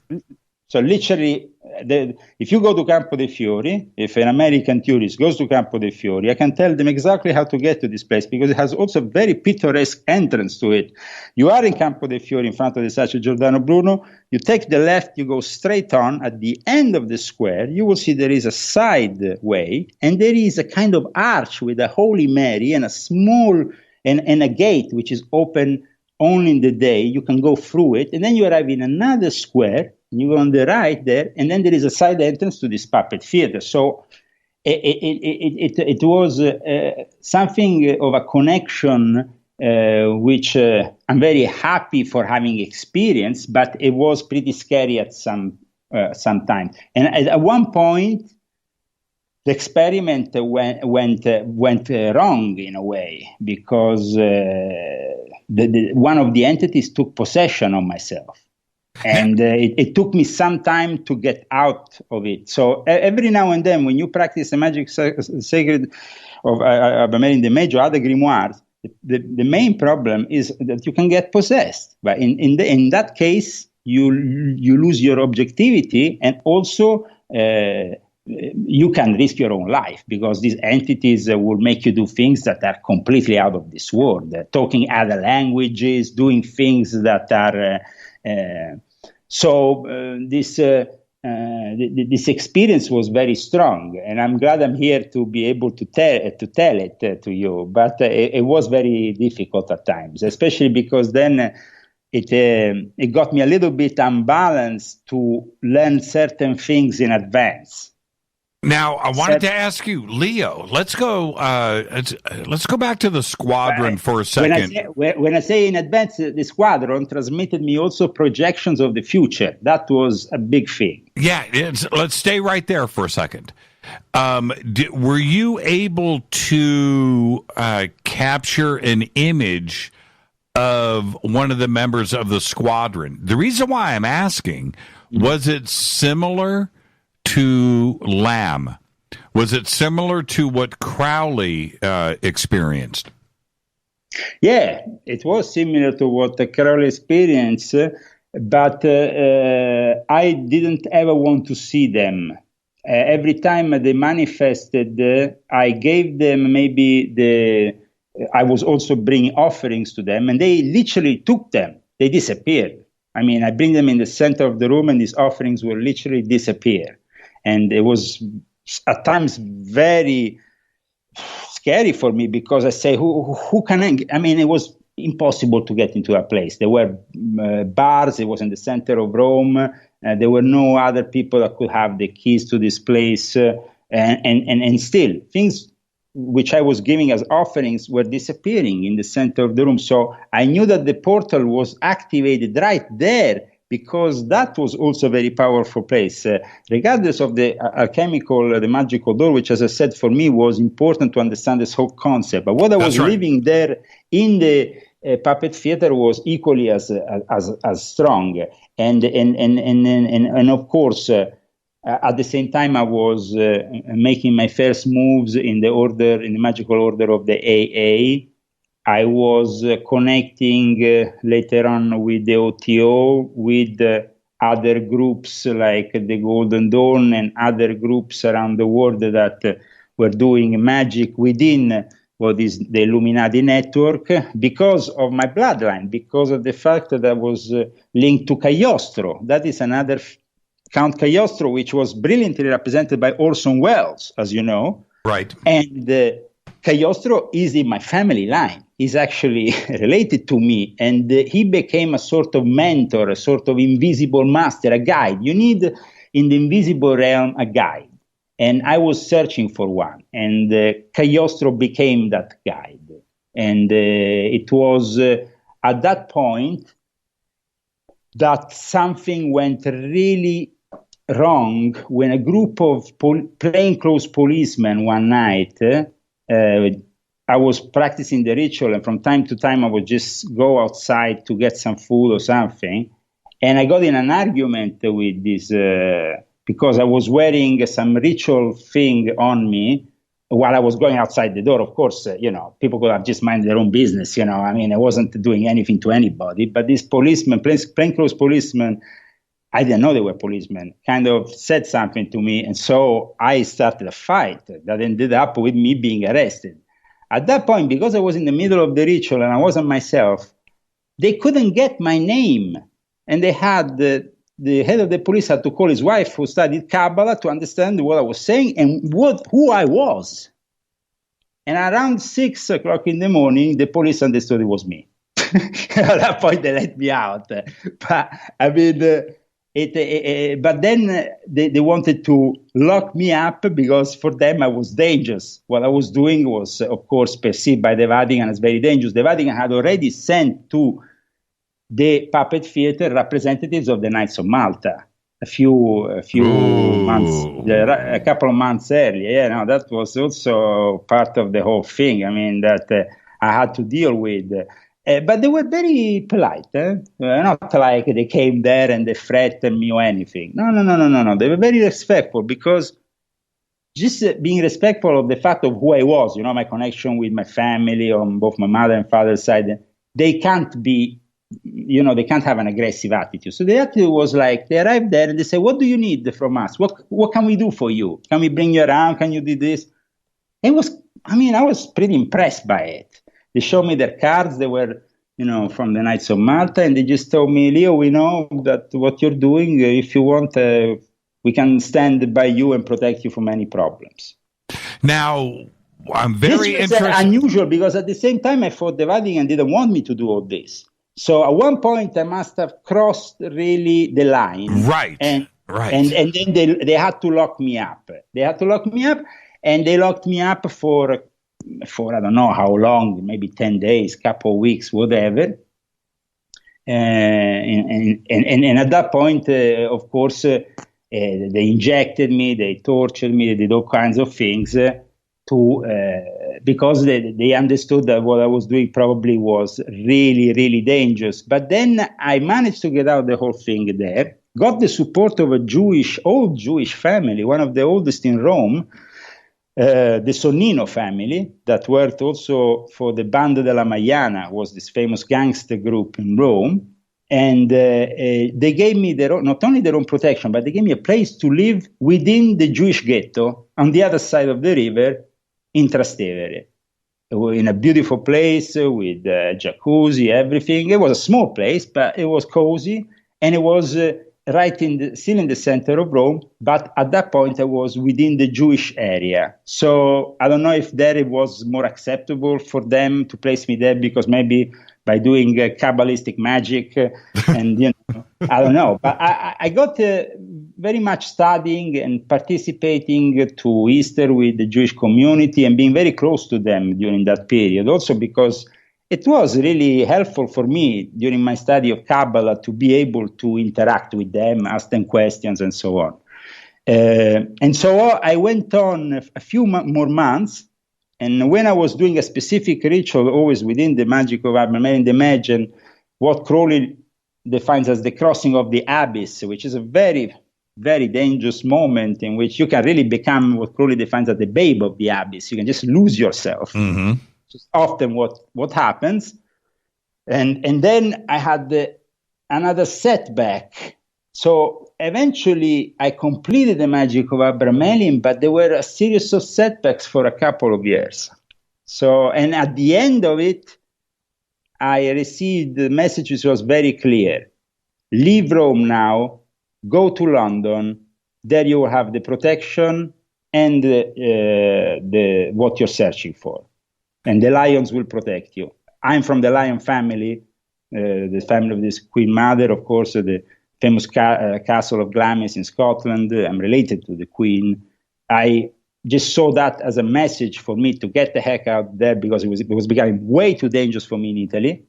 The 1993, 1994 gave in to the fall of the First Republic in Italy. So there was also a lot of turmoil, bombs exploding all over the place with the mafia threatening the government.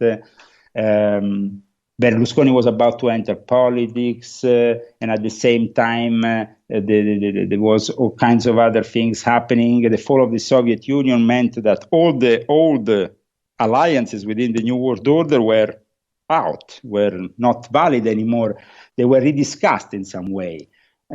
So certain people, even close to me, like Prince Aliada di Monreale, who brought me within Freemasonry and was guested by Bill Clinton in 1992 at the White House, he was arrested a year later in it. So, I mean, there was things that were happening that were, of course, very upsetting, both for me and also for my family, knowing that I was getting maybe involved with things that were a little bit dangerous, also at the political level, because while I was doing all this, I was also involved with Freemasonry, and then I was operating on a different level, political, not only esoteric, and with the Vatican. Leo, let me ask you this, because as you went through all of these transitions in your life, you had experienced ET contact.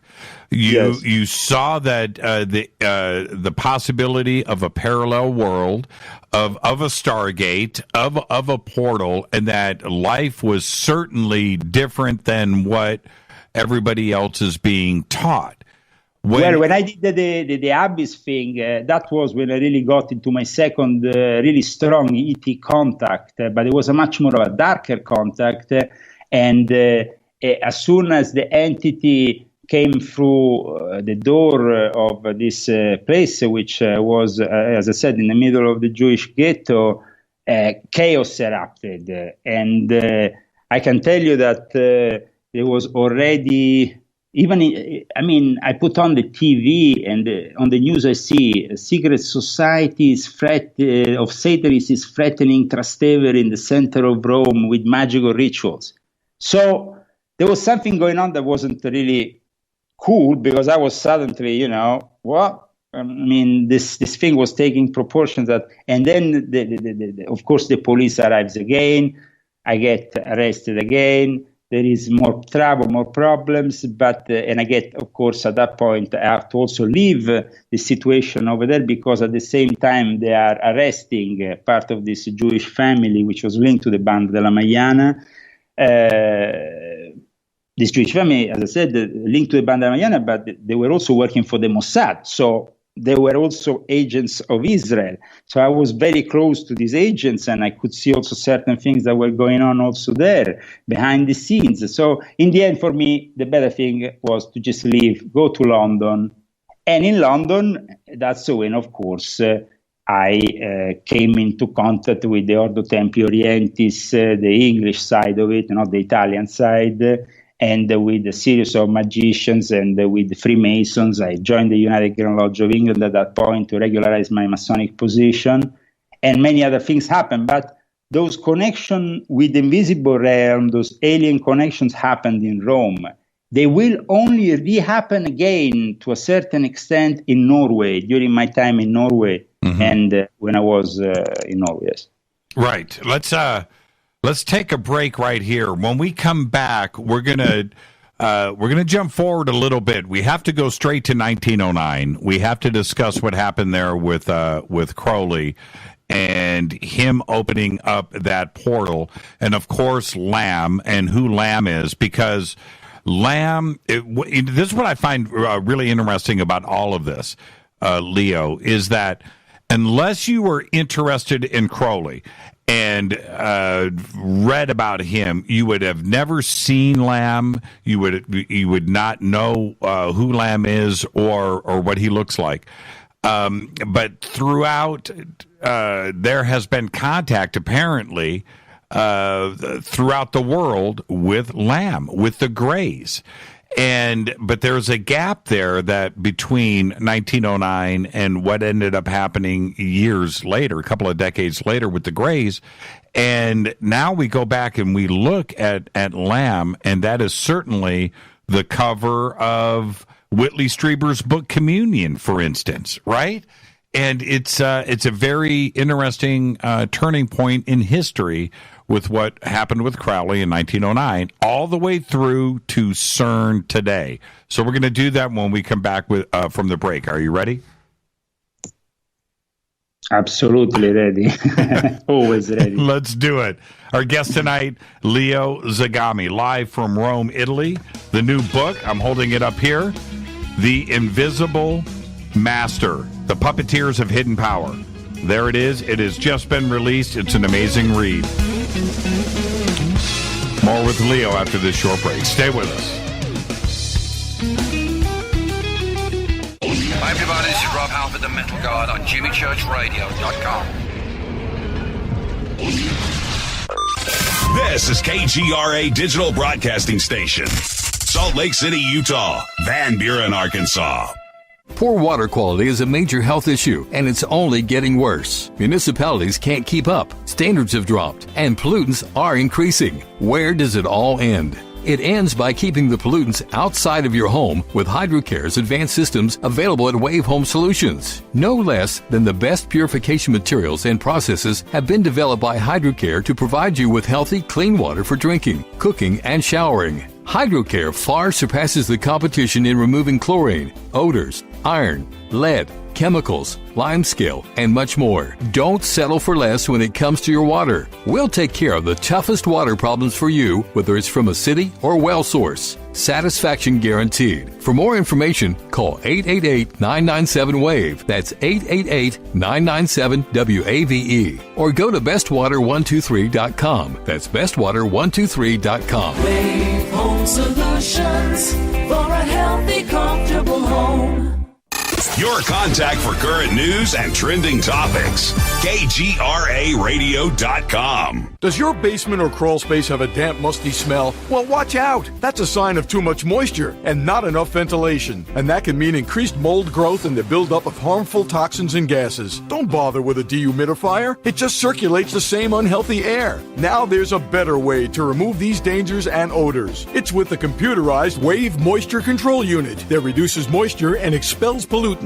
We replaced our old dehumidifier with the Wave unit, and in only 3 weeks, our basement is dry and the musty smell is gone. Wave units require no maintenance, no buckets of water or filters, and costs only pennies a day to run. Breathe better, live healthier with an affordable, no-maintenance Wave unit. Call 888-717-WAVE, 888-717-WAVE, or visit dryhealthyhome.com, dryhealthyhome.com. Ride the wave. Wave Home Solutions for a healthy, comfortable home. This is Jimmy Church of Fade to Black, and I only drink Fade to Black blend coffee from Rivermoon. Just click on the Rivermoon Coffee banner at jimmychurchradio.com. Promo code F2B Blend. So are you tired of being tired? Well, then it's time to get the tea. Hey, it's Lisa here to tell you about this all-natural, all-organic tea I've been drinking that has had great results for over 20 years. It's called Life Change Tea, and it's specially formulated to help detoxify and cleanse your kidneys, liver, colon, and blood all at once. The colon is one of the most ignored organs in the human body. The faster that waste is eliminated from the body, the less time that waste sits in our intestines, spreading toxins to our bloodstream. This tea helps cleanse chemicals caused by outside intruders from our entire digestive system. And get this, weight loss can be a side effect. And with continued use of the tea, you can experience clearer, healthier, younger looking skin, increased energy, and a happier outlook on life. So if you're tired of being tired, get the Life Change Tea at getthetea.com.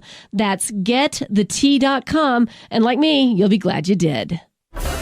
Did you know that when you're on the road with limited data or Wi-Fi available, you can still listen to every minute of Fade to Black by just calling 605-562-4482. No smartphone, app, or internet needed. It saves your data plan and no extra cost if you have unlimited minutes. Just call 605-562-4482. You can listen to me, Jimmy Church, on any phone, anytime, anywhere. Go Beckley Tappy.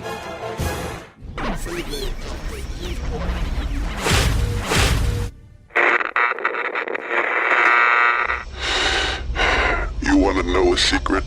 I love ponies. I really love ponies. I'm serious. I couldn't stay sane without ponies to brush. Why Fade to Black? Because you never got that pony, damn it. This is Fade to Black with Jimmy Church on the Game Changer Radio Network and KGRA, the Global Radio Alliance.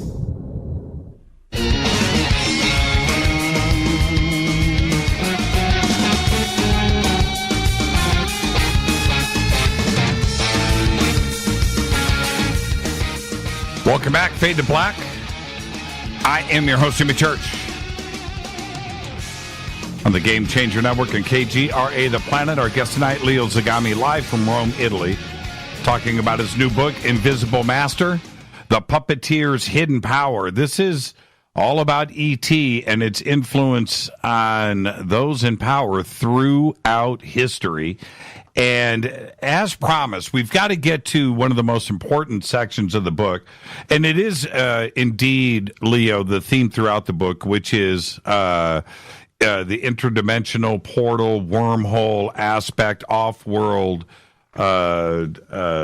transport from one planet to another throughout history. And we're going to resolve everything through CERN. But you bring up one of the most important points, which is what happened in 1909 when Aleister Crowley opened up a portal and Lamb entered into the picture. Let's talk about what happened in 1909 with Aleister Crowley. The stage is yours. Well, as we said earlier, the magic of Abramelin, the mage can unveil certain forces, and Crowley did exactly that by then receiving in a mediumship what he called the Book of the Law. Now, he had just tend to ignore this book and put it aside. He just want to abandon even the existence of it at one point. So he left on the side this book until in 1909 he decides to, he finds it again in a way. He rediscovers it as this transmission from the god Horus to himself for the establishment of some kind of religion, of a new belief for the Illuminati. So in 1909, though, he goes with this guy called Victor Neuberg to Boussade, a town which is in Algeria, 245 kilometers south of Algiers, because at that point he really thinks that this book he has transcribed puts him right at the end time scenario in the Book of Revelation as one of the characters of it. He sees himself as the beast 666. He becomes kind of really linked to this pseudonym that he himself had since a young age, because apparently they used to call him already the beast from a very young age. But anyway, he went with this new disciple of his in the desert because he wanted to evoke, he wanted to open the gates of hell, just to make it really synthetic for your listeners so we don't go through the whole book. Mm-hmm. But basically, how he opens the gates of hell? He opened them by evoking Choronzon. He opens, he wants to proceed to the call of the 10th Ether called Zax. This from the tradition that was, of course, established by John Dee with the Kelly, which Crowley said he was even a reincarnation of. And what is Choronzon? Choronzon, known as Free, is the Lord of Hallucinations, one of the most feared in existence. And he wants to do this because by doing this, as I said, he wants to open the gates of the underworld. He wants to also get probably some vision of his own position within this unfolding, which is still unfolding now. I mean, what Crowley did in 1909 has repercussions to this day. And some of you listeners may say, well, who cares about Aleister Crowley? No, my friend. You might not care about Aleister Crowley, but you might care about the Beat generation, the hippie generation, the whole of the culture that you have in California is all of Aleister Crowley's vision and voice, because you have been enslaved by his magical operation in California. The moment in which Crowley indicated California to be the ideal place for his tradition to be transmitted also to the new generations. And that's what happened with eventually the Ordo Templi Orientis was reestablished in the 70s as a Grand Lodge in California, in Berkeley. And so with Victor Neuberg, who assists Crowley, who at this moment is Frater Perdurabo, that's his initiatic name during this operation of control possession. Basically, is opening these extra-dimensional gates for these entities to come through and then possess himself. Possess the person that is with him, that he's actually sodomizing during the ritual, so he could actually, through that act, this Choronzon ritual, he can actually get the gates of hell open. I mean, it's something that, of course, is very dark. He assumes during the ritual various forms, and the guy who is with him will be affected by it for several years to come. He went nearly insane, poor Neuberg, because I mean, it was very strong what he was trying to do. And later on, Newbold will completely break off the relationship with Crowley in 1914, so only a few years later, because he really was still feeling the dangers and the powers of this evil that Crowley had summoned. And after he summons these demons, it was just the beginning of his own operation that then continues in the United States of America. I mean, when you talk about Lamb, you talk about something that he has put together in the United States of America, the Alamantra workings. And it continued. Well, see, and the strange connections here with Crowley, with that, and the OTO, not only in Berkeley, but here in Southern California, in Pasadena, which ended up drawing in Jack Parsons and L. Ron Hubbard and the creation of the Jet Propulsion Laboratory, our entire space program. And Jack Parsons was completely focused and made the OTO and Crowley a part of his life. And they were busy opening up those same portals, weren't they? Well, and new ones also. That's why. Yes. I mean, it's a gradual operation here. It seems like Crowley and his followers are following a methodology which is directed by the invisible masters. I mean, they're not just opening portals for the sake of it. They are doing it in a way that is methodic. So the Alamantra workings instead take place in New York in 1917, and that's when we have the appearance of Lamb. So the image that, of course, then everybody nowadays identifies with the common gray. And this happened, with a curious drawing which he included himself in an exhibition in Greenwich Village in New York in 1919. But Crowley was not just drawing Lamb. Crowley was having sexual magic and was channeling things right at that moment. And of course, this image was also published in the frontispiece of Crowley's commentary to Blavatsky's The Voice of the Science, because it's from Blavatsky's Theosophical Society that, as I said earlier, a lot of ufology comes out and springs out from. Mm-hmm. The Theosophy really is connected with all this. So then, and with all these secret societies that were all born out of the Theosophical setup. And then we have the involvement, of course, of the Jesuits in all this, because Crowley then, he deposits the secret code to protect yourself from the possession that you might encounter when you meet with these aliens, and he placed this secret code in the Book of the Law, which he received in 1904. The secret code becomes the secret cipher of the UFOnauts, the way in which they can protect themselves and interact with these beings. And at the same time, there is a current of Crowley's research, which then it's taken on by one of his collaborators, the late Kenneth Grant, who establishes himself a lodge of the OTO that then becomes the Typhonian OTO and eventually the Typhonian Order, which is based on communication with Sirius, so with a specific realm of beings that are linked to the star Sirius.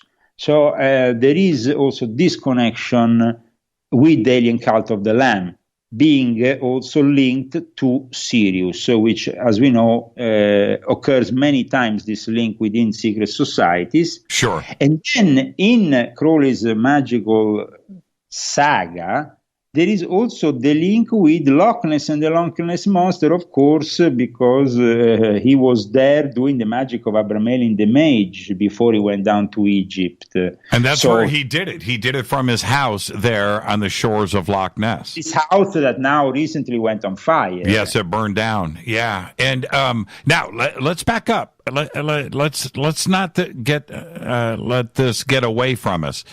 When the image of Lamb is now out there for everybody, and now we look at it and we make the connection to the Greys.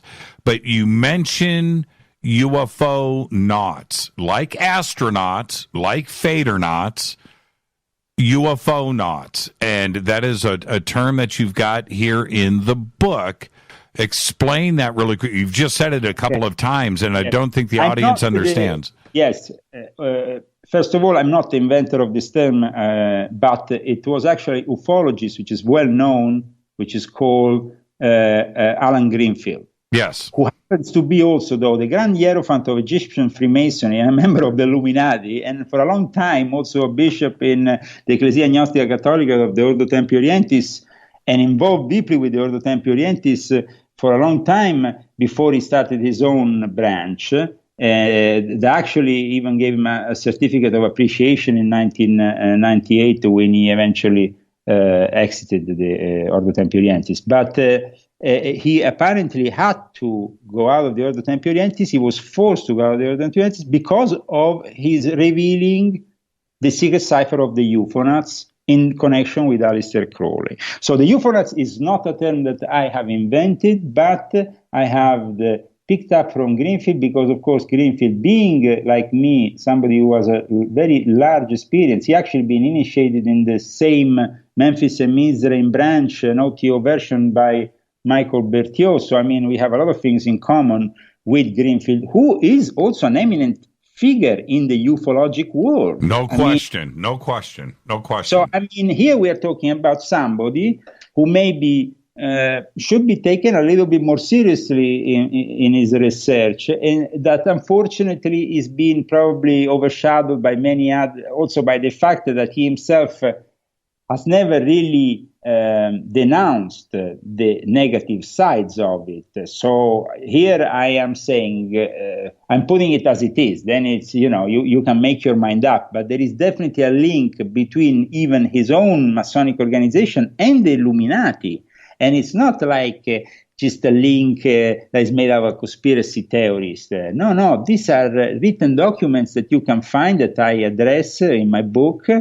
And so we are talking here about a link that proves once and for all that there is this connection. And he himself also researched very much the secret cipher in connection with the UFOnauts present in the Book of the Law of Aleister Crowley.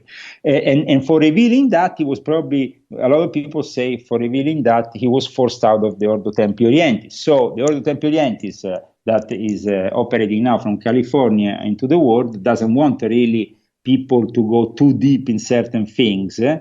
And I brought up also in my book the ritual of the crucified frog, which is also something very particular, which Crowley used to invoke an alien spirit of a mercurial nature, and was also used by people like Parsons, Hubbard, and all these people when they were doing their own opening of the portals, which eventually will end up with what happened in the ufologic world in 1947. Now, are you suggesting, I know you do it in the book, but I want you, for the audience here to address this, was Lamb a UFO not? Absolutely. It's what you call UFO. I mean, I might call it a different thing. They might call it angels and demons 2,000 years ago. Now they call it aliens. They call it maybe in 2,000 years something different. I mean, we always call things different. They call it gods before they call them angels and demons. Right. I mean, we don't really have a fixed term always for the same thing. But what I'm trying to put in my book, Invisible Master, as you have noticed yourself, because I see you are a very careful reader, I am trying to put the dots even in those spaces that were never really visible to the average researcher. And that in the end proved that all this is all linked. It's totally linked. Because the moment in which you have a guy like George Adamski with the Royal Order of Tibet, who seems to see a large cigar-shaped mothership on top of a mountain where just that basically has a OTO lodge, because they eventually had to move out of Hollywood, so they had to go down there. No, so I mean, it's this can't be just something of a coincidence always. So when you have people like May Delane, which appeared in the famous, we have also this other thing that, the famous FBI files that I also discuss in my book, because this FBI vault, at one point, everybody in the UFO world saw that there is some documents that talk about extra-dimensional beings using terms that are typical of theosophy in these memorandums known as Round Robin, which was a publication of Madeleine and the Borderland Sciences Research Foundation. Okay?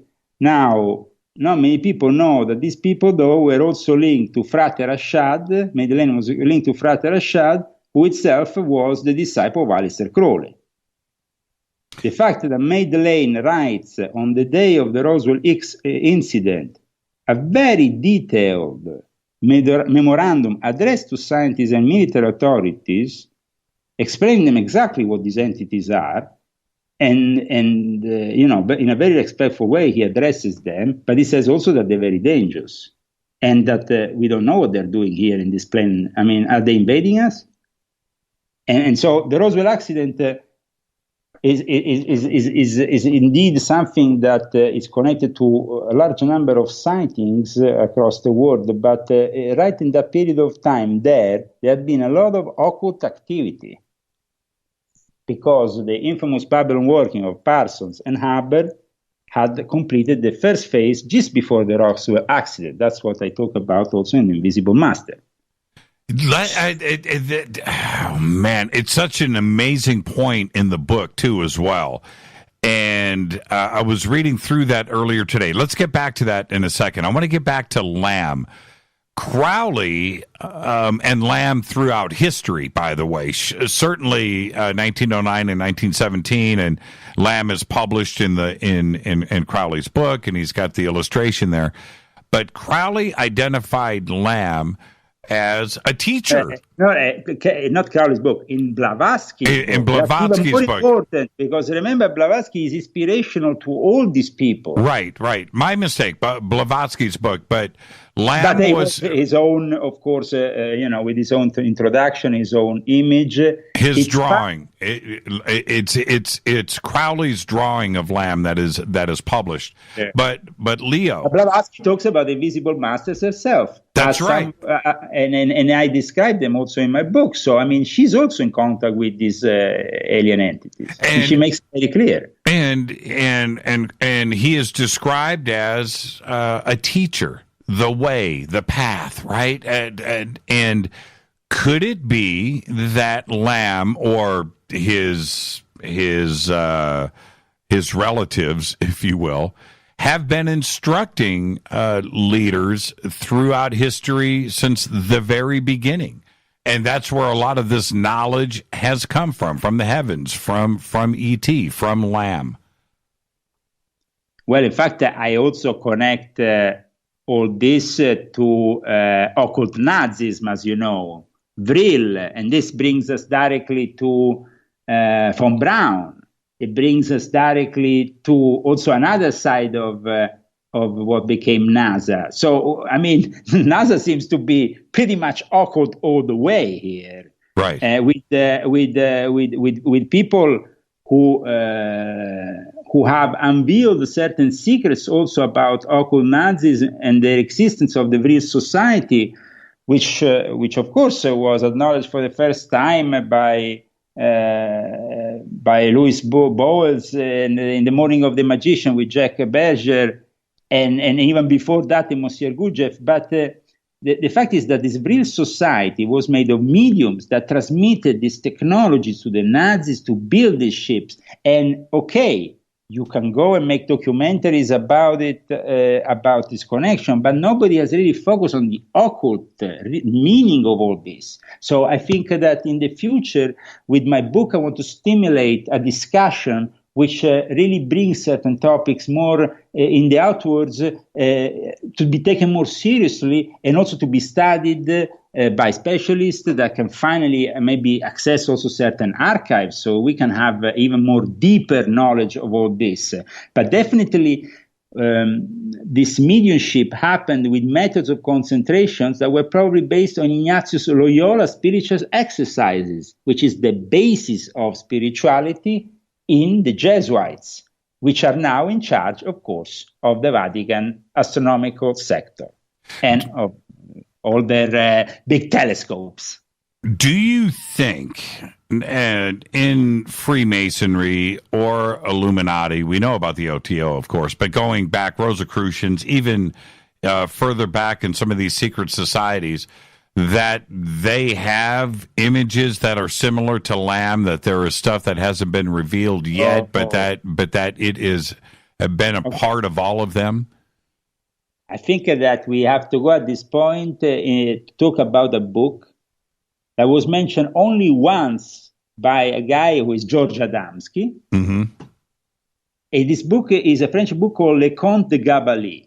Now we're going really back to something that it's very interesting for me, because it's really, we are talking earlier, we mentioned Greenfield, and basically he, of course, talks about the UFOnauts, and we can talk a lot about the sexuality of the UFOnauts and their interaction also with sexual fluids given to these aliens and so on. And of course, this has been described very well also by Greenfield. But this is stuff that was described hundreds of years ago. In 1670, a curious booklet appeared in Paris entitled Conte de Gabalis.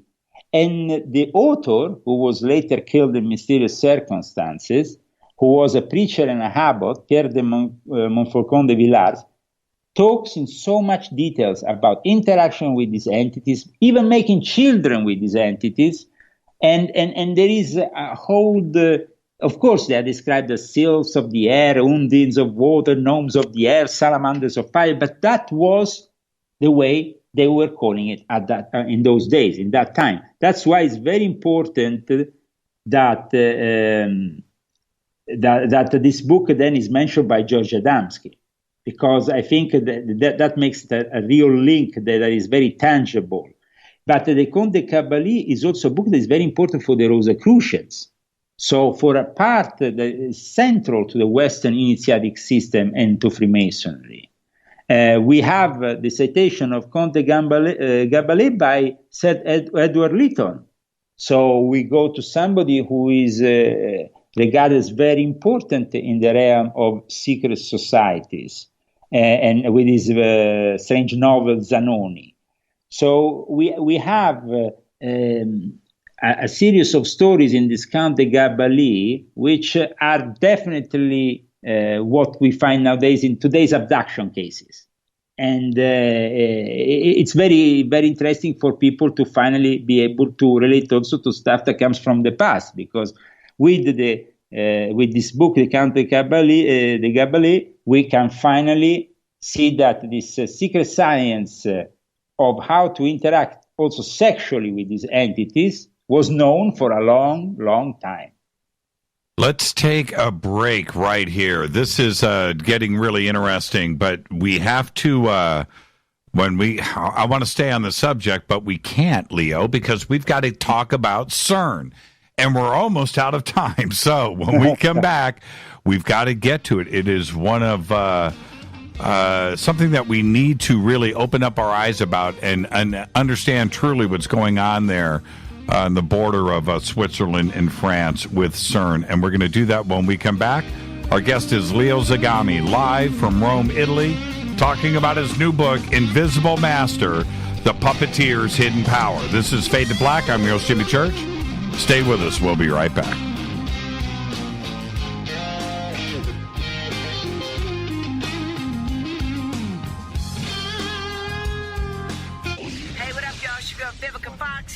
You are listening to my boy, Jimmy Church, on JimmyChurchRadio.com.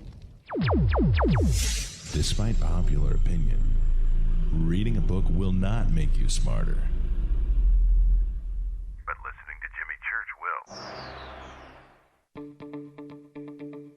will. Hurricanes, earthquakes, wildfires. This year we've experienced more than our fair share. This is Jimmy Church of Fade to Black, and last month I decided to make sure my family does not have to worry about food should we get caught in a real emergency situation. Introducing Numana, a healthy, storable product that tastes so good that you'll want to eat it every day instead of just during those times of duress. All Numana products have a 25-year shelf life, are MSG and GMO-free, no preservatives, and are made in America. With the Numana pack in your home, you'll be able to sleep at night knowing that you've protected your family. Not only have I tasted and tested, I own it. Now you can too. Just click on the Numana banner on jimmychurchradio.com and use the promo code Jimmy when you order. In addition to a discount, we'll send you an autographed Fade to Black t-shirt. Seriously, go Beckley Tappy. This is Jimmy Church of Fade to Black, and I take Life Change Tea supplements every single day. It's what I do. Click on their banner at jimmychurchradio.com. When you take the beans from Central America with dashes of Indonesian and African mixed in and then roast it to the dark side of Fade to Black, you create the ultimate brew of fringe. Introducing the Fade to Black blend from Rivermoon Coffee. Yes, Rivermoon's darkest customized roast was created for the love of Fade to Black. The alchemy of masterful roasting and smoking the beans is in every sip of this full-bodied, dark Java. I need my coffee dark, deep, with distinct bittersweet chocolate highlights, just like the bunker. Leaning further into the darkness of the roast is Fade to Black blend from Rivermoon Coffee. Just click on the banner at jimmychurchradio.com and use the promo code F2BBLEND for 15% off of your order today. Go Beckley Tappy. Hi, folks. CBD is the home run hitter for health right now. Why, you ask? Because of what it does for the body. Unfortunately, I can't tell you all about the benefit. You know, there's reasons. Do your due diligence and log on to ancientlifeoil.com. That's ancientlifeoil.com. Ancient Life Oil uses organic ingredients and is blended in coconut oil for some of the best benefits. Legal in 50 states and non-psychoactive. Log on to ancientlifeoil.com. That's ancientlifeoil.com. This is Jimmy Church of Fade to Black, and my family is safe because of Numana Emergency Food Storage. Just go to the Numana banner at jimmychurchradio.com. Promo code Jimmy10. Are you intrigued by paranormal talk radio? You'll love the new paranormal radio app from TalkStream Live. You'll find a great selection of talk shows covering UFOs, ghosts, strange phenomena, and much more. Download the paranormal radio app now and start listening to the very best in paranormal talk entertainment, including the network you're listening to right now, the Paranormal Radio app, free in Google Play and the iOS App Store. Erica, Brittany, Gabby, and you're listening to JamieChurchRadio.com. It's not a lifestyle we chose. We were born this way. KGRARadio.com.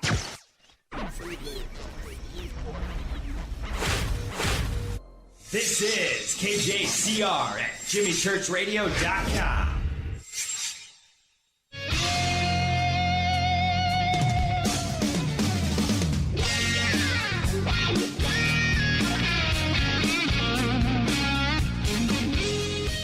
Welcome back, Fade to Black. I'm your host, Jimmy Church. Our guest tonight, Leo Zagami, live from Rome, Italy. The book, Invisible Master, The Puppeteers Hidden Power, and probably 2 or 3 years ago, I've got to think about this. It might have been longer than that.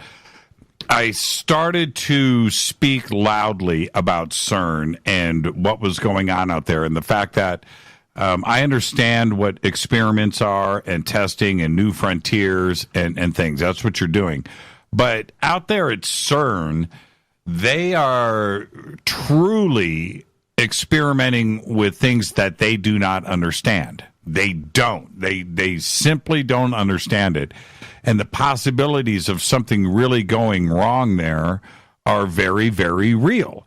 And I had suggested back then that there's the possibility of breaking through to a parallel world or opening up a portal and allowing things to enter into our world that we may not want here, or that they don't understand the implications and the dangers of doing these kinds of experiments. But that possibility is now real, and you speak about this in the book. What are the dangers of opening up these portals with CERN? Okay, we have talked in the last couple of hours of the fact that there has been an attempt by occultists to open portals for the last 100 years, really. And now instead there is an attempt that is not really just an occultist attempt, but is also a scientific attempt using means that, of course, have taken their inspiration from the invisible world, because these scientists, of course, have received their knowledge from somewhere to build these machines. That's in order to then create these microscopic black holes. They didn't just build them out of nowhere. We know that science is always inspired, and who inspires it? That's the thing. So it seems like we are helping to facilitate a possible alien invasion by doing what we're doing. And it was quite disturbing also a couple of years ago to see that human sacrifice staged in front of CERN, even if they said it was a mockery, if they said it was just a group of scientists having a laugh. You don't have a laugh in front of the statue of Shiva, in front of the CERN, and then say it was a prank just because the video in some way has leaked. It seems to me that there is a lot more to it, and that the CERN is assuming instead the role of digging into the abyss enough so they can bring out the biggest of legions and the biggest of demons. Basically, they're letting into a universe some squadrons, like I called earlier during my Magic of Abramelin. What I encountered in my Magic of Abramelin were squadrons of demons, well organized and very methodical in their military approach. And so we're talking here about aliens that are demonic, that of course want to invade our realm. And that was also what made Elaine, what we were talking earlier on also in regards to that communication that was made to the FBI, that famous memorandum. It kind of links also with the same worries that Madeleine was communicating with his associates also. And so their mission is peaceful, but the visitors contemplate setting on this plane. Okay, can we believe that? Do we have to believe that? I mean, especially if a guy like Crowley told me that the mission was peaceful, I will not believe him one little bit, Jimmy. Or any of the theosophical or occult Illuminati that have been involved in connecting with these entities. Often they also receive their lies and their manipulation schemes with it, because they become part of that manipulation. So they can't be biased. And so CERN assumes this very disturbing role, because it's not just a scientific endeavor, it's also an occult endeavor. And we have seen there has been this very strange cloud formation after the experiment of the Large Hadron Collider on the 24th of June 2016. That was the feast of St. John the Baptist, and a key moment in the Masonic year, but also the International Flying Saucers. That's right. That was the day. That was the day, 1947. So, yes. You know, I go like an investigator, and I put the dots one by one. You know, I put in also my own experiences, because I can see that things are in a certain way, and other people maybe can't see them. So I hope that putting together these dots will enlighten many more people to come. What about the portals that, you've got Jack Parsons dealing with here in Southern California? Of course, what Crowley had done too as well. But after that, after 1947, certainly you have what happened up in Washington, but we have Roswell. And then everything, there was a great, the road sighting in Phoenix, also in July of 1947.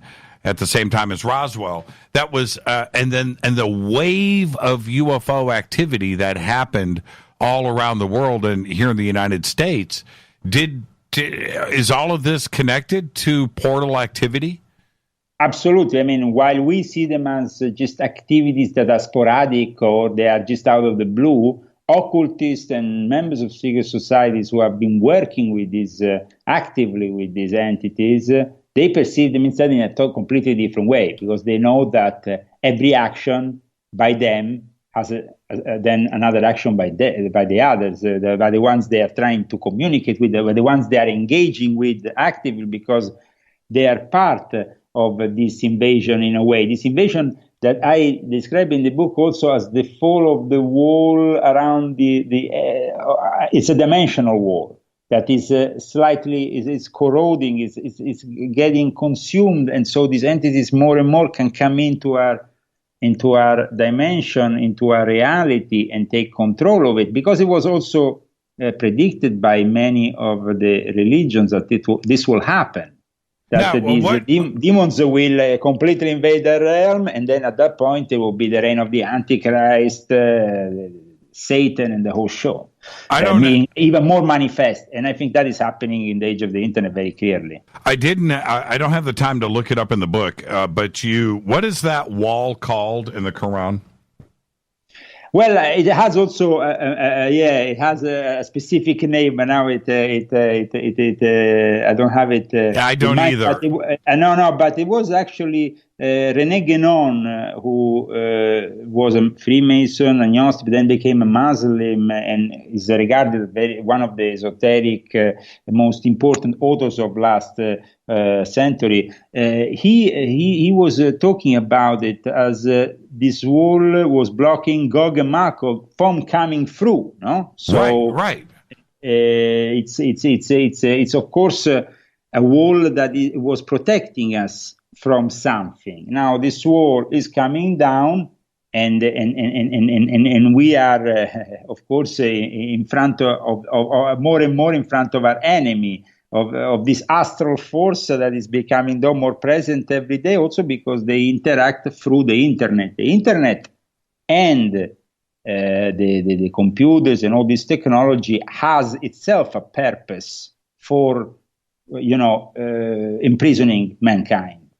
Is CERN punching a hole in that wall? Is that what is happening? It's punching a hole in that wall and trying to punch it more and more so they can get a bigger hole, big enough to let the biggest of demonic forces through, that can at that point ultimately take complete control. I mean, the ritual that was done, it wasn't a mockery, but also it's very important to also maybe talk about that statue that is in front of CERN. That statue that it's entitled The Dance of Shiva, no? This statue which is in front of, that of course is in front of CERN, but has also a link to a book by Fridtjof Capra, which of course is a very important author within the New Age. And the Shiva's Cosmic Dance is a central metaphor in his own book, The Tao of Physics, which was a groundbreaking book for the NewAge community. So this there is a special plaque, actually, next to this Shiva statue at CERN that explains, in fact, the significance of the method of Shiva's Cosmic Dance. And so we are here in front of a perception that we are also at the end of a period that also René Guénon talked about, which is the descending phase of the Kali Yuga. It's a dark time, of course, a dark time in which they are trying, of course, to bring something through, because they know that this is a multi-universe, Jimmy. They want to not only prove it, they want to become engaged in it. The problem here is that they're not really revealing the truth to the masses. They're not really making us participate to their experiments. And I find that very upsetting, because, we should be part of it as mankind. We should know what's going on in CERN. Now, the the Large Hadron Collider at CERN isn't the only collider on this planet either. There are colliders in Russia. There's a few here in the United States. Different countries have them. China has one. I think there's one in Spain, too, as well. And we are using them, obviously, to experiment. The particularity of CERN is that it's also built on a specific ground, that is built in a specific territory, that has a long tradition connected to ancient pagan cults, and so it's not just built out of nowhere in the middle of nowhere. It's built in a specific area which itself has already a different kind of power. It's on the border. It's like half in France, right? It's 20 miles across, so it's half in France, half in Switzerland, right? It's very big. I personally have never really visited the CERN, so I've been many times to Switzerland.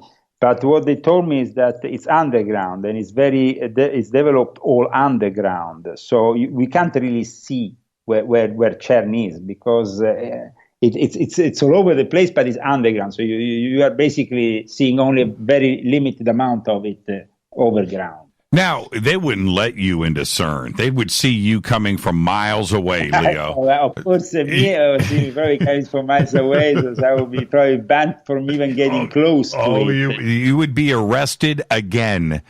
I'll pay your bail, though. Don't worry about it. Contact me. I'll get your bail taken care of. I mean, it would be great to go there and just see what kind of reactions they have in being challenged also, closely. But I think that Switzerland is one of those places where you don't want to really mess around because they're very strict, and they don't have really a sense of humor. So No, they don't. I could crack all the jokes in the world. Nobody's going to laugh at me in Switzerland.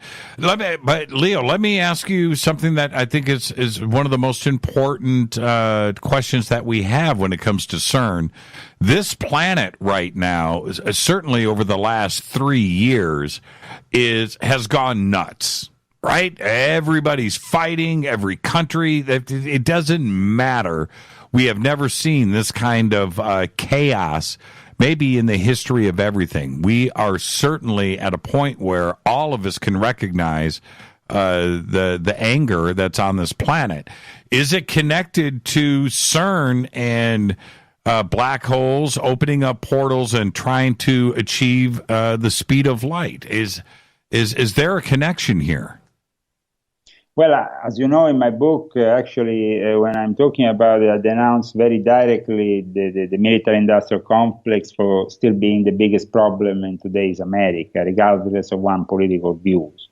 So, I mean, that is because they have also the exclusivity on certain technology these days, but also because they are profiting from war, they're profiting from death, and they're not really constructing still a sustainable future. But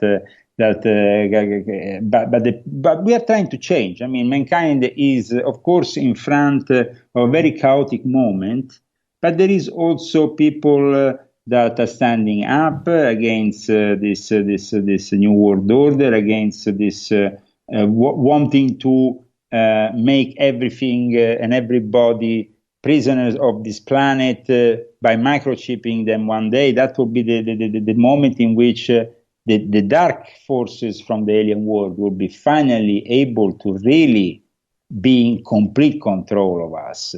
While now we still have that famous possibility that was given to us at the beginning of times when we have the possibility of choosing between good and evil. We have a choice. We literally have the possibility of making our spirit or our soul better. But once they microchip us, and that is just around the corner, at that point, they will have basically terminated their one of the most important phases. And at that point, they can just say, guys, you are our prisoners. So that's the thing. They have convinced us, and that's why California is so important, because, of course, Silicon Valley is is coming from that kind of experience that is manipulated and is filtered in places like Palo Alto or other places where we have a manipulation that goes well beyond the realm of terrestrial control. So when artificial intelligence will be finally activated in full force, that is because the demonic forces and the dark side of those alien forces that we have been feeling for a long time are now in complete control. I mean, that's going to be pretty scary to see what's going to happen next, because they are already getting there with the smartphones and with all the technology that we have up until now. But then they can really, free hell and let hell break loose once we are finally microchipped and then we have received the mark of the beast. So this was actually said. That's why during the course of my book, I say even to Christians, don't worry about what I'm saying here that might not fit your Christian paradigm, because in the end you're going to see this actually here fits with Christian beliefs all along, like it fits with Muslim beliefs or Jewish beliefs or all kinds of other beliefs that are saying the same thing, especially in the Judeo-Christian world, that we are at a turning point of our reality. Now, regarding the aliens, 2020 is a reoccurring kind of year that seems to appear every now and then, and it seems to be of some interest. What I can say also is that there is very much a lot of interest towards the aliens also from the Vatican. And the Vatican is of course interested in the whole thing because they don't want to be left behind. They want to always engage with their power and control everything. But they know that the moment in which things will be revealed to the world, well, I mean, of course, most of the current religious beliefs will be dismantled. They will have to be readdressed in a different way, rediscussed. And this is also the big fear, and that's why they don't reveal the existence of aliens. They don't reveal the existence of UFOs, because there is this whole fear of not being able to control reality anymore. But we are going towards a virtual reality. We are going towards being completely linked to the AI, and so at that point, we will be revealed the alien truth, but it will be too late. Are the engineers and the scientists at CERN, are they aware of the portal? Is this a goal? Are they aware of the possibility of ET contact or interdimensional or an entity contact and portal, a doorway? Is this part of their goal? Absolutely. I mean, CERN has an occult side. I think that even this ritual of 2016 that was then published, it might have been made even on purpose so they can make a mockery of the occult and just dismiss it altogether. But when I went to study that ritual, which I'm sure you have seen, there is some elements of it that are peculiar of occultists that have been doing that for a long time. It's not just people running around in a stupid way or doing. What they were doing was very much ritualistic and correct under occultist terms. So it's a bit strange here then to just dismiss it as a group of scientists having fun. Here there is scientists who know that there is a link, but that link was severed with alchemy, was then transformed in just protochemistry, and that everything together with it and physics and all the rest were just pushed in the realm of materialism. And so then this link with spirituality was severed, and it was kept only within the realm instead of secret societies. Why is that?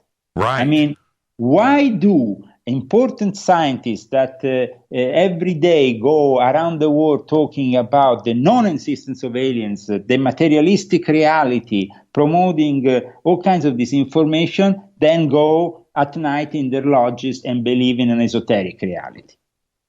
I mean, it's obvious that they are playing double standards.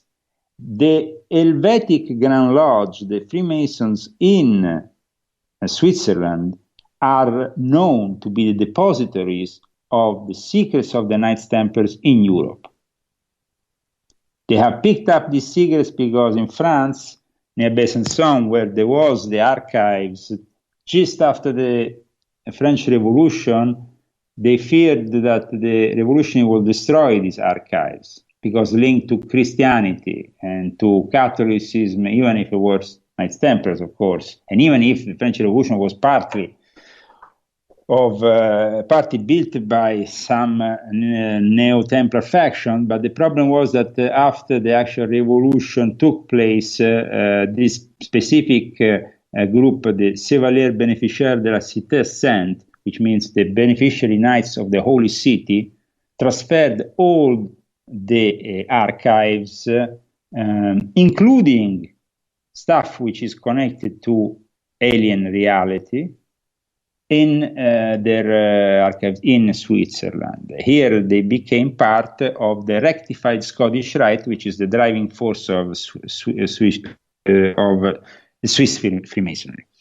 And it's connected then to Scandinavian Freemasonry, the Swedish Rite. So, I mean, there is a link here of a network of Freemasonry linked to the Knights Templars that is not the same Freemason you see, the Freemasons for window masons that you see in England, the United Lodge of England, and the corporate Freemasonry thing.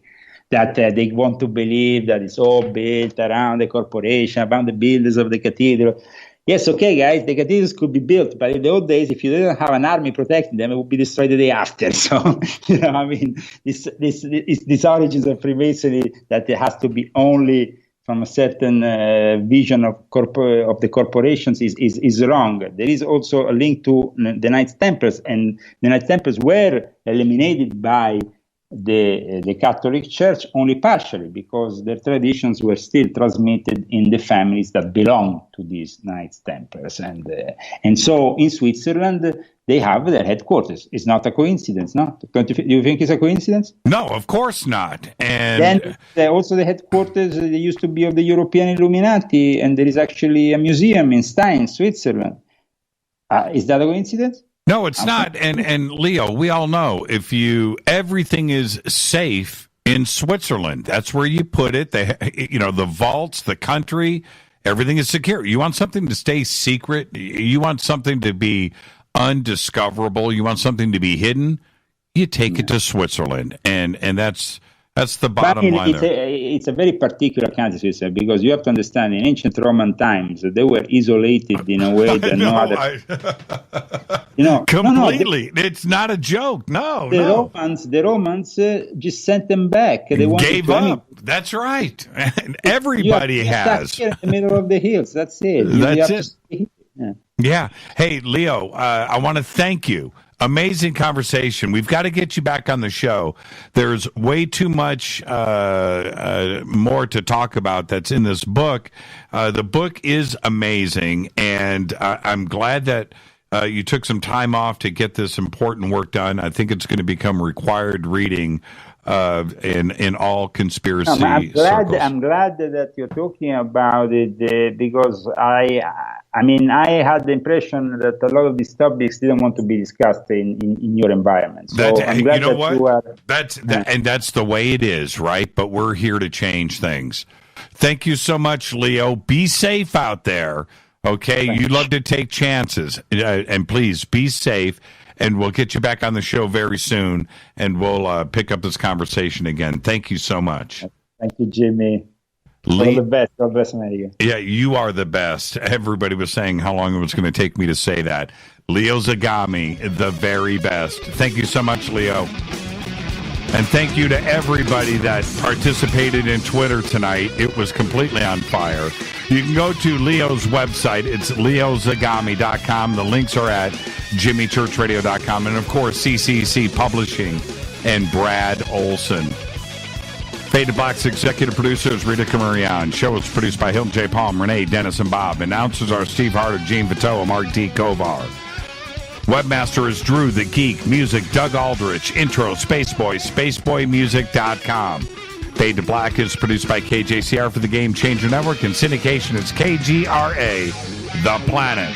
It's broadcast owned and copyrighted 2018 by Fade to Black and the Game Changer Network. It cannot be rebroadcast, downloaded, copied, or used anywhere in the known universe without written permission from Fade to Black or the Game Changer Network. I'm your host, Jimmy Church. Tomorrow night, right here, Michael Lee Hill, A.R. Borden, and the secret NSA group will be revealed tomorrow night exclusively on Fade to Black. Follow me on Twitter at JChurchRadio. Thank you, Leo Zagami. The book, Invisible Masters, is out now. Go and get yours. I'm your host, Jimmy Church. Till tomorrow night, everybody be safe. Go back, Lee Tappy.